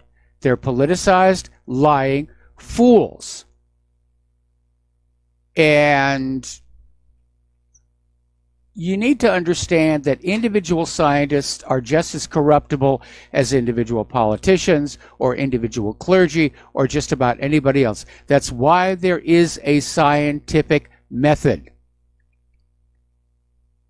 Scientific method gives you a way of reviewing the science outside human agency. You're not supposed to trust science. You're not supposed to trust scientists. You're supposed to think for yourself and analyze for yourself. We ran a story here, I think it was a few months ago, basically detailing how many of the articles published in so-called peer-reviewed journals turned out to be bad science and had to be retracted. But of course, once they're in the journals, they're in the libraries. They can still be referenced. And even though they've been officially retracted, they're still out there here. Okay, now we were talking about NewsGuard, which is out there green-lighting all these fake news giants that have been caught in these media hoaxes. But apparently, Microsoft is now working with a pro-Monsanto front group to use NewsGuard to censor all anti-GMO news. So it isn't just politics that they're censoring now. They're going to censor all anti-GMO news, and it's only a matter of time before they start censoring any articles and news that is critical of vaccination. They're basically reasserting dictatorial, tyrannical control over everything that you see, read, and hear. Now, the information is still out there. You're going to have to go hunt it down. You can't rely on web searches to bring it to you anymore. You certainly can't rely on social media to bring it to you anymore. You're going to have to go on out and just, frame your own questions and say, what's going on here? We're going to do a shout out now to our on-air affiliates who are just now rejoining our network. Story coming on out from the New York Times, YouTube moves to make conspiracy videos harder to find. And of course, the New York Times leads on out with this idea about videos claiming the earth is flat or the moon landing was faked, which these are planted. These are planted to try and kookify the internet. Nobody thinks the earth is flat. And other nations have sent spacecraft to the moon that have imaged the moon landing sites. And some of those nations are not friendly to the United States, but they acknowledge, yes, the lower portions of the LEMs and the other equipment are there. But they're using those to sort of support YouTube in this idea that videos that don't support the U.S. government's point of view on certain things like 9/11 or TWA 800 or Pearl Harbor are going to be basically taken off of recommendations. YouTube is going to keep the videos. They're not deleting them yet. They're just not going to be available in the search results. Another article, this one's from Information Clearinghouse, talking about how people are being banned by Facebook for telling the truth. And it starts out saying, once the newspapers competed, leaders had differing views, the pundits argued, the parties called for various actions, and they vied for pennies and votes and tried to convince us, not anymore. Now the corporate media is perfectly aligned. They know what's best for us. They don't care about circulation. They're being supported by the rich anyway. And now the majority is basically being banned here. There's not a single newspaper in the U.S. that supports the views of Donald Trump. Nobody defended him when he was accused brazenly of being a Russian agent. Nobody supported him when he called to bring the troops home from Syria. What the media does do is they accuse Trump of paying too little attention to Israel's needs. Israel needs U.S. troops in Syria and in Germany. They need U.S. jets in Spain and Qatar, U.S. ships in Italy and the Gulf. Israel needs the U.S. to lead NATO to contain Russia. And then the corporate media wonders why their viewership is down here. Meanwhile, Facebook stock took a major hit, almost 50%. I'm sorry, not 50%, but basically a report has come on out saying that 50% of Facebook users are fakes. And of course, 1 year ago, we had the Cambridge Analytica scandal that broke. And a former peer of Mark Zuckerberg at Harvard, who created one of the original Facebook prototypes, is saying that, the company's circumstances are more dire than investors realize. In a report published last Thursday by Plainsight, an independent research shop led by Aaron Greenspan, analysts calculated that Facebook CEO Mark Zuckerberg has been regularly lying to investors and the public about the company's user metrics, and that Facebook is overestimating the number of users by a huge, huge margin. Imagine my shock here. Okay, there are two more malwares out there to be on the lookout for. GandCrab, which is a ransomware, and Ursnif virus, and they're spreading via MS Word macros. And by the way, if you're using Microsoft Office, the first thing you need to do is turn off the macros. They aren't that useful anyway. And that's definitely a way that some of the malware gets spread. And if you get a message that says you must turn on macros to see this message, I guarantee you it's malware. So Ursnif is a data stealing malware that steals sensitive information from compromised computers with an ability to harvest banking credentials, browsing activities, collect keystrokes, system and process information, and deploy additional backdoors. Discovered earlier last year, GandCrab is a widespread ransomware threat that, like every other ransomware in the market, encrypts files on an infected system and demands victims pay a ransom in digital currency to unlock them. It asks payments primarily in Dash, which is more complex to track. Not that anybody's tracking. I mean, we reported a while ago, there actually is no law in the United States against the writing of computer malware. Can you believe that? It's actually perfectly legal. All right. Now, over at the Jewish Communal Fund, they're on the warpath against their critics. They're comparing their Jewish critics to David Duke. A report came on out showing that the Jewish Communal Fund is funding anti-Muslim hate groups. So if you're wondering where a lot of this stuff on the web is coming from about, Islam is this and Islam is that, it's being bought and paid for. And this Jewish so-called charity, after donating millions to these anti-Muslim hate groups, is likening the authors of this report to the former Grand Wizard of the Ku Klux Klan, David Duke, and said the findings are spewage. Oh, you're just a bunch of anti-Semites and Jew haters here.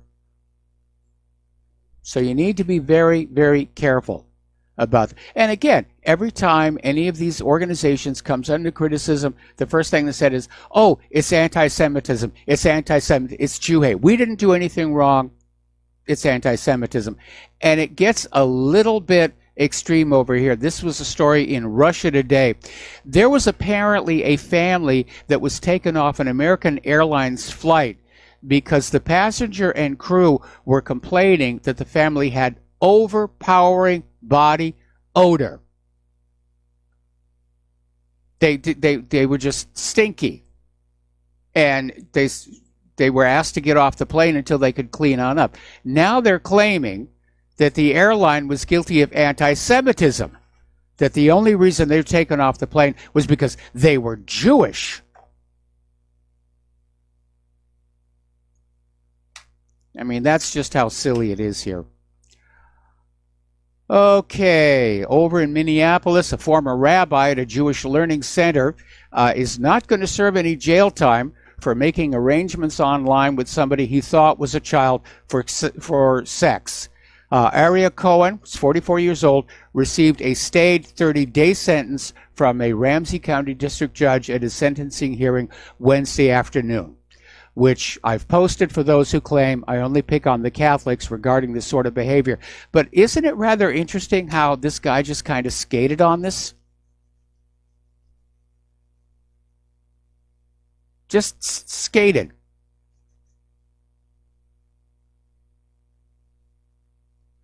Now, here's another little story. There's a guy named Steve Campbell. He's a missionary linked to a Baptist church in Maine, and he's being investigated by officials from FUNAI, which is the Brazilian government's Indigenous Affairs Department, amid reports he could be tried for genocide. Apparently, he just decided he was going to enter this area occupied by an isolated tribe to try and convert them to Christianity, and by doing so, expose them to a deadly disease. See, that's the problem with these isolated tribes. They are isolated. They have not been exposed to outside diseases from the rest of the world. And they're saying even if direct contact has not occurred, the probability of transmissions to the isolated area is very, very high. Now, Campbell is claiming that he entered the area by mistake while teaching Indians from the neighboring Jamamati tribe to use a GPS device. I find that one a little hard to believe, that with a GPS device, he went into an area he was not supposed to. Over in Arizona, State Senator Paul Boyer wants to mandate that parents are told exactly which ingredients and chemicals are in vaccines before their children are inoculated. I'm very much in favor of this. The bill he's introduced will require health professionals to provide not just the positive effects of vaccinations, but also the full list of ingredients and possible side effects before a vaccine could be administered. And I imagine the vaccine industry is going to be out for this guy's hide just as quickly as they possibly can. Okay, it is a hard winter. There is no getting away from that. And apparently over in North Carolina, the swamps are freezing, and they're finding the alligators are trapped under the ice. They basically have got the tips of their snouts poking out from the ice so that they can breathe. Temperatures have dropped to -3 Fahrenheit, and this is very cold. Now, this snout sticking out is a known survival technique that they've acquired over a long time, but it does indicate, they're very, very cold. They could die of the cold here. Over in Great Britain, they're predicting this week the entire country could be blanketed in up to 13 inches of snow. And there was another story over here. This came out of the Express in Great Britain, where apparently there was a dog and hare who literally froze to death while walking. Now, the hare got caught in a fence and froze solid, and the dog was still standing up, was standing in the snow, was propped up by the snow. The temperatures dropped to minus 56 degrees centigrade. This was over in Kazakhstan.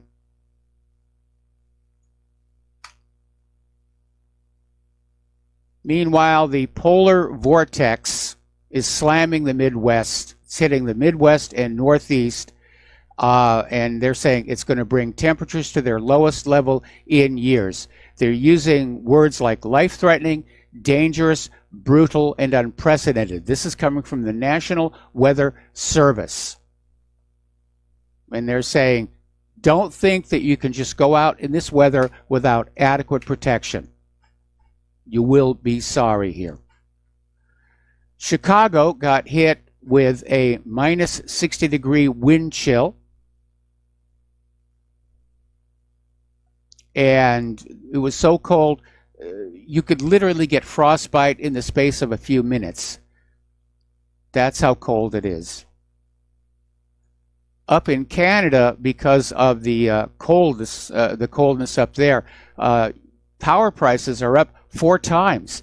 People are having to just burn up a lot of electricity or gas trying to keep their houses warm.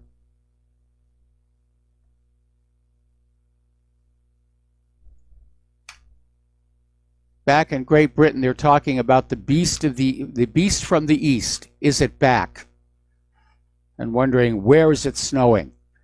And the Met Office is warning of continuing freezing. And it's a horribly, horribly cold winter. Deal with that, Al Gore. We'll be right back after these few words. Aloha, America. Welcome back to our show here. And breaking story here right now.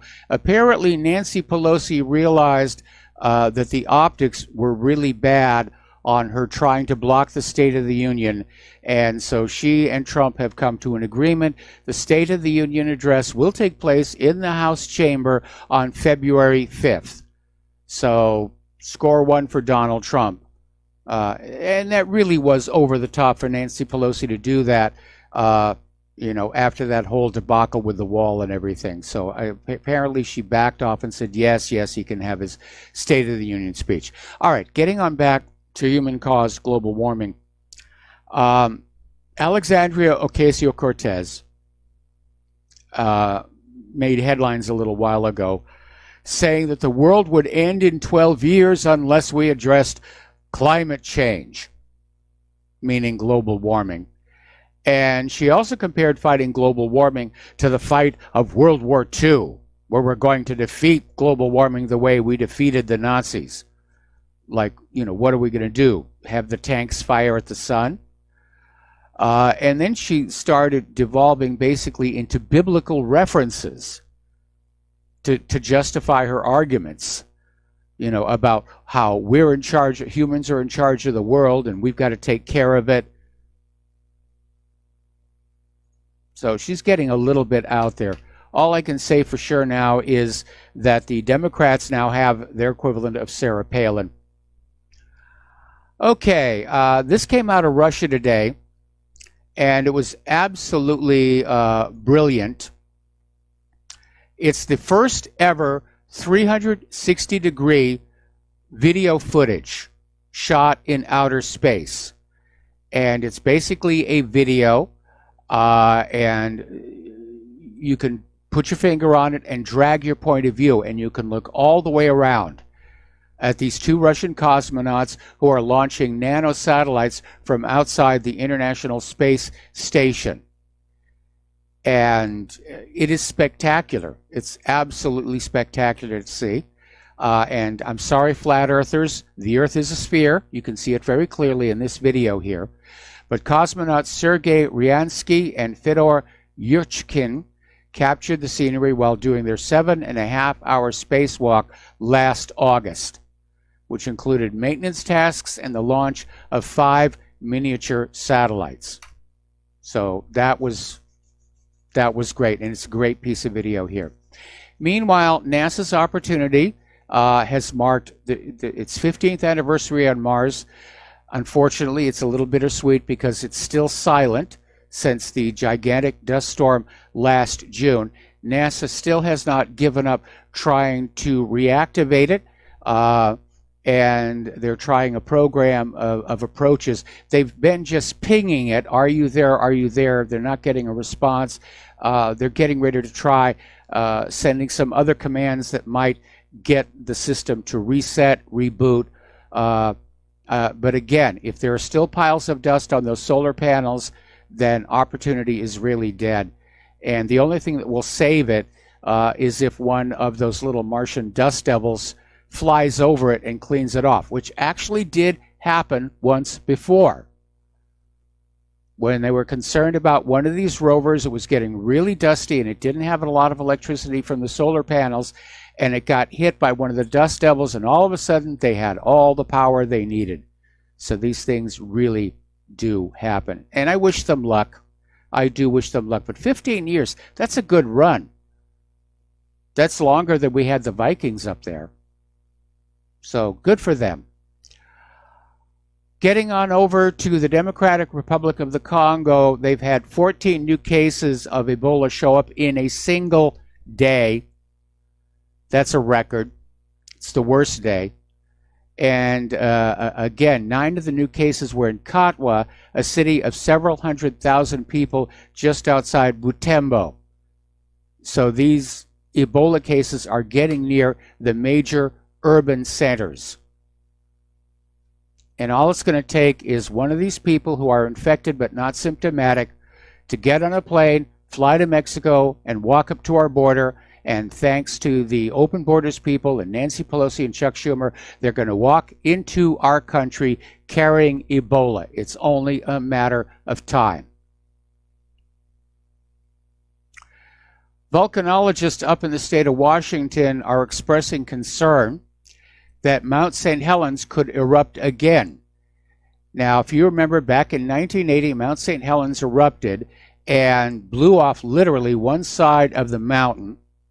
It measured 5 on the volcanic explosive index, and it's been declared the most disastrous volcanic eruption in modern U.S. history. I actually have a jar of the ash from that.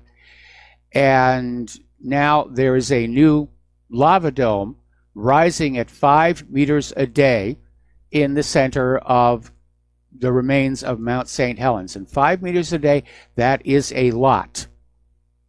And so they're going to be keeping an eye on that. And I remember when Claire and I lived in Washington State, we went down to visit the volcano, just take a look at it.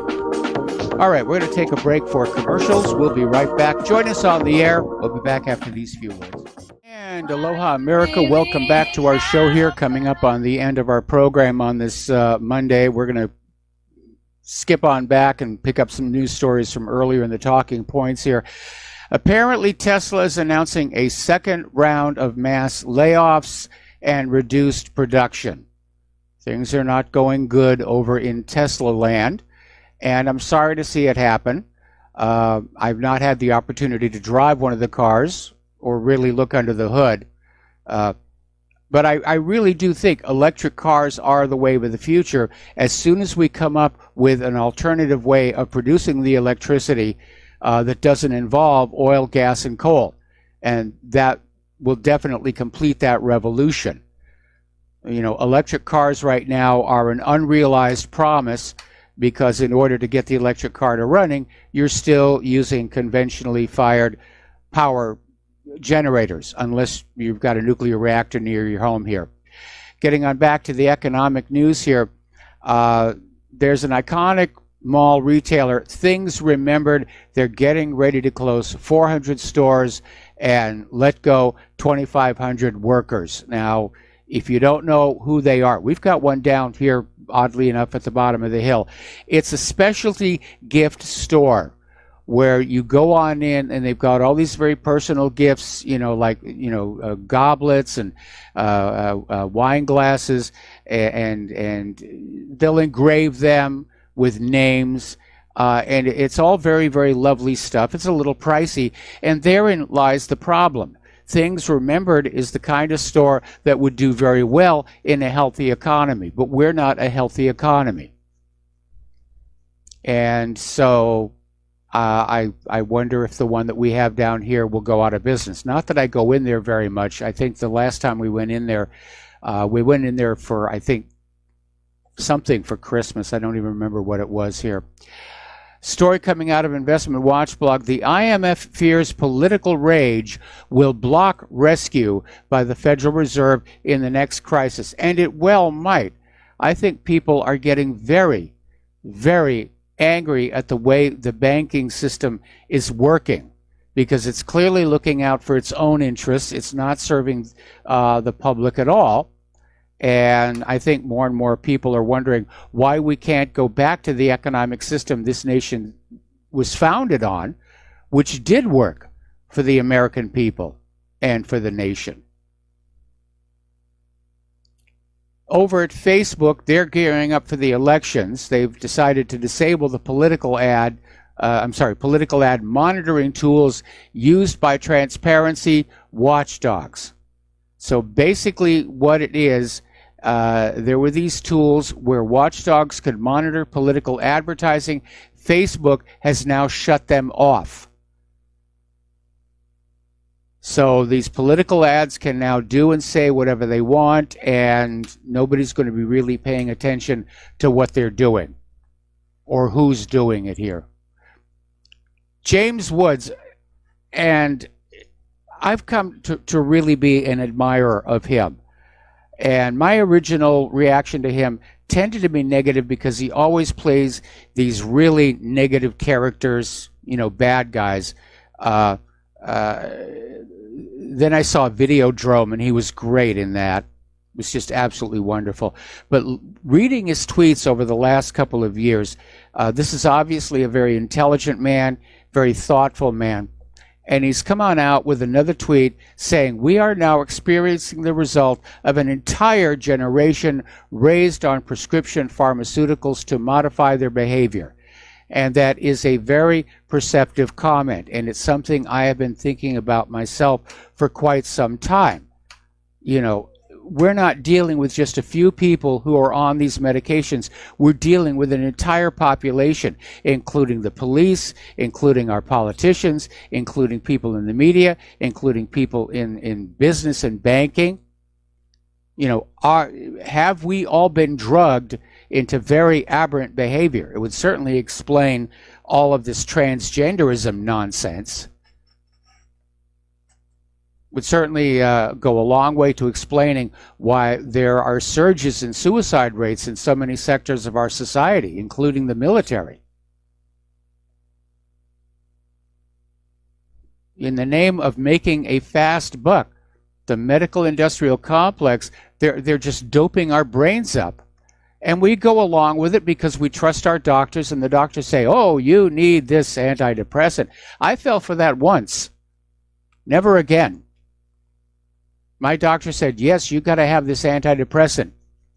And I had a serious negative reaction to it. And it's all to make money. And the doctors are getting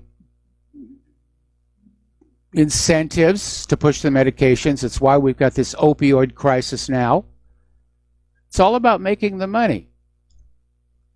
And we're being encouraged to basically idolize the medical establishment and medical practitioners as being, absolutely perfect and infallible. And they're very fallible. I mean, doctors kill far more people than assault rifles every single year in this country. We ought to be doing that. All righty. Speaking of guns here, there is a sheriff. Let me get this story up here. Sheriff Bob Songer, and he's out there basically saying that Washington State has passed a slew of new anti-gun bills, that's going to make it one of the most regulated states in the country. And the bills are being met by resistance from the sheriffs who are saying, we're not going to enforce it. And it's really rather interesting because when Claire and I lived in Washington State, the gun laws were very relaxed. Modern weapons had to be registered, and they had to be, you had to turn the serial numbers on them. Black powder weapons, no, nobody bothered with those because there's no way that you can link a musket ball to a musket with a ballistic test because of the patch. And I remember seeing handguns for sale at yard sales. That's how loose it was. Now it's, we've got to have more and more restrictions. The gun grabbers are out there in force to try and disarm us all because they're afraid. They're afraid that we, the American people, are getting angry. And we are. I hear it all the time in the phone calls on the show. I see it all the time in the emails. People are getting very, very angry. Okay. And here's a good warning here. We've been talking about this before. Apparently, artificial intelligence are being it's being used in U.S. law enforcement. It's sending people to jail, and apparently they're discovering already it's making mistakes. They're trying to do that minority report thing on all of us where the AI says, well, this person is getting ready to do this. And this article is basically talking about how there are problems with all of this new high-tech whiz-bang. Facial recognition software has a bias toward darker-skinned individuals, including mistaking members of Congress for criminal suspects. Racial profiling is now automated, while law enforcement agencies claim the computers are race neutral. Courtrooms are relying on criminal risk assessment algorithms. This is coming from MIT's Technology Review, which is, by the way, very good if you're interested in the latest in technology. And under the guise of trimming the number of prisoners while processing defendants efficiently, prisoners are being assigned recidivism scores that estimate to what extent it is likely that a perpetrator may or may not reoffend.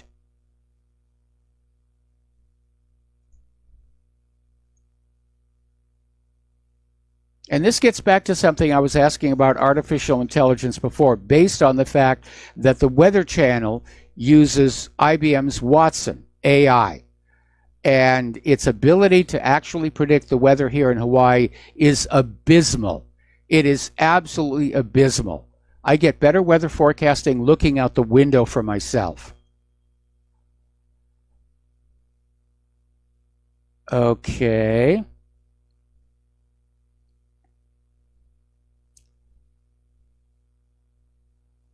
All right. Sorry, I had to take that message. So we're talking about AI, we're talking about the Weather Channel, we're talking about Watson and the poor quality of the weather forecasting. AI, as it's currently used today, it's a big marketing buzzword. It's considered a program that is able to learn.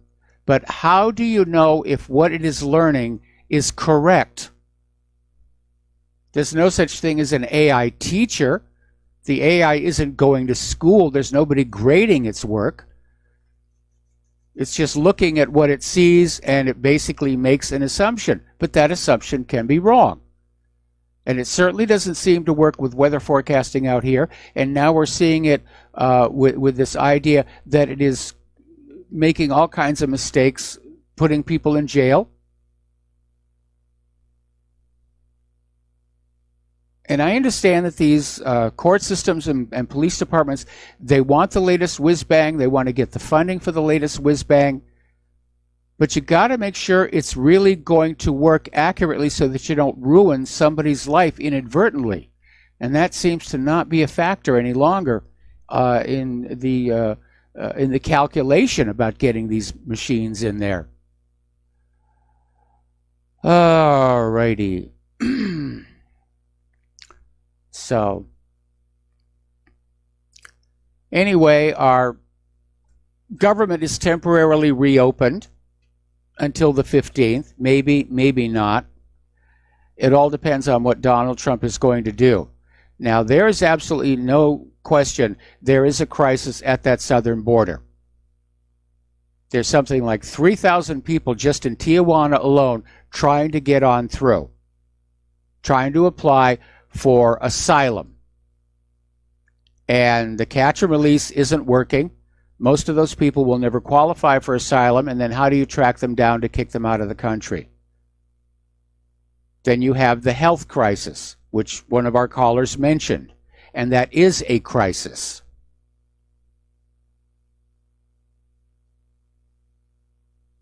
Just all in the name of politics and elections here. All righty.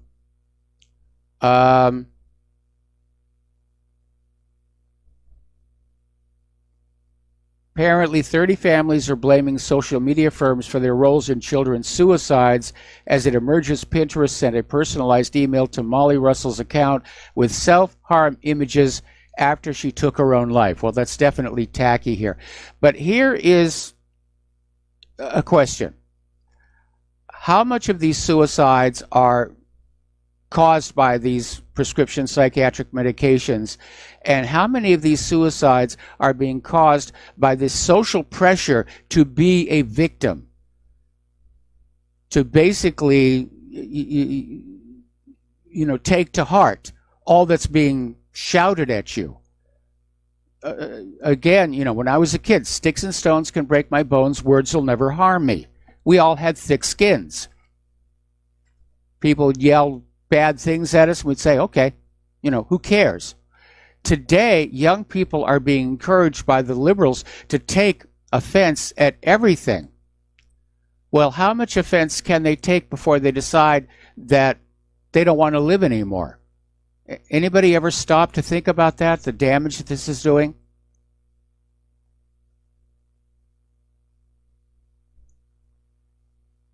So it's a shame. It really is. And we've been hearing it a lot of these kids committing suicide after getting bullied online. I mean, when I was a kid, I can't imagine anybody I knew committing suicide for getting bullied, even in real life. It just didn't happen. So something's going on, whether it's the prescription antidepressants or this liberal ideology of just taking extreme offense at everything.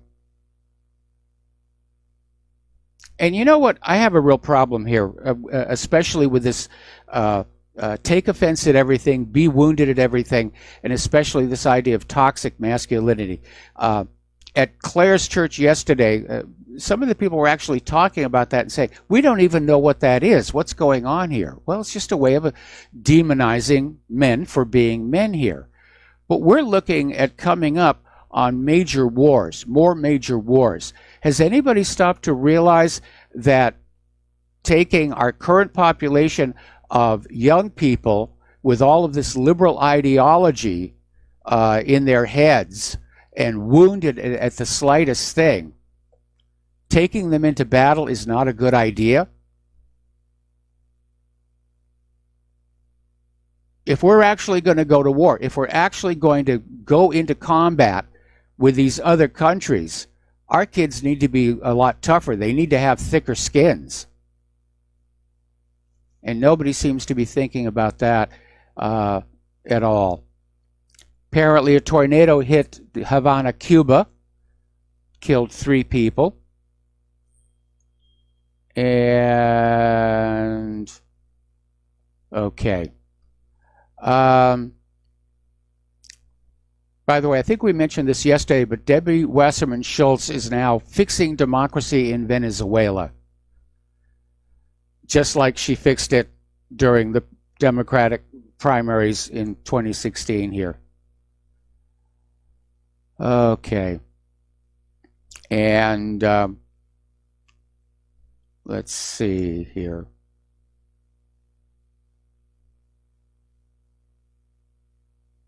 Apparently, over in Arkansas, there is a protest starting over the dress code. And Laura Orsi, a senior at Parkview Arts Science Magnet High School in Little Rock, got a text from her friend asking for help. And apparently the friend was having a panic attack in the school's front office after being dress coded for her skirt. And apparently this Laura Orsi has decided to fight back against the dress code.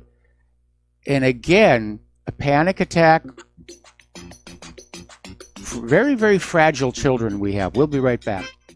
Aloha America, welcome back to our show. Last segment of our program here today. And getting on back to Mueller's indictment of Roger Stone, it's important to understand that Mueller did it basically to look like he's accomplished something, but he really hasn't. His original mandate was to find evidence of collusion between the Trump presidential campaign and Russia, and he has utterly failed to do that. So he's gone on out and he's nailed a bunch of other people, for process crimes outside the scope of his original mandate, just to make it look like he didn't totally waste all that time and $30 million. But looking at Mueller's indictment of Roger Stone, again, there's nothing in there about Russia collusion. Nothing. Absolutely nothing.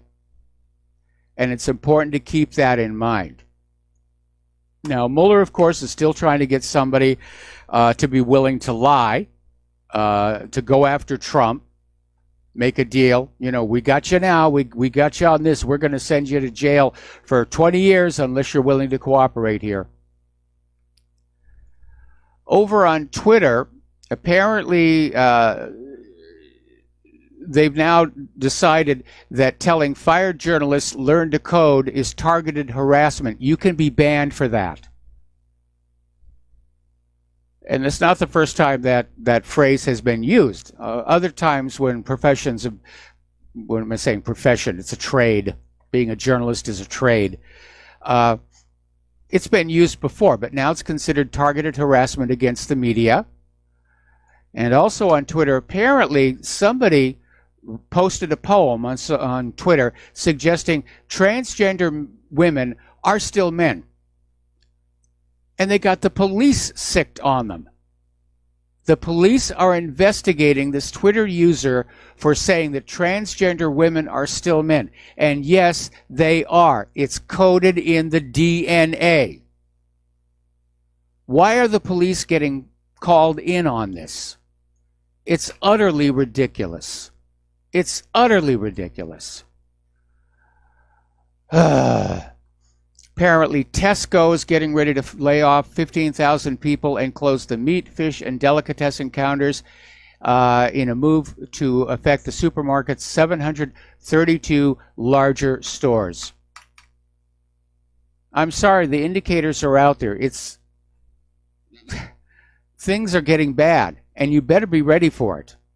And that means pay off your credit cards as much as possible, get out of debt as much as possible, again, only have in the bank what you need to meet your immediate obligations and keep the rest at home under your control. If it's not under your control, it can be seized. Oh, we have Art off the grid. Art, we only have a minute left. What's on your mind?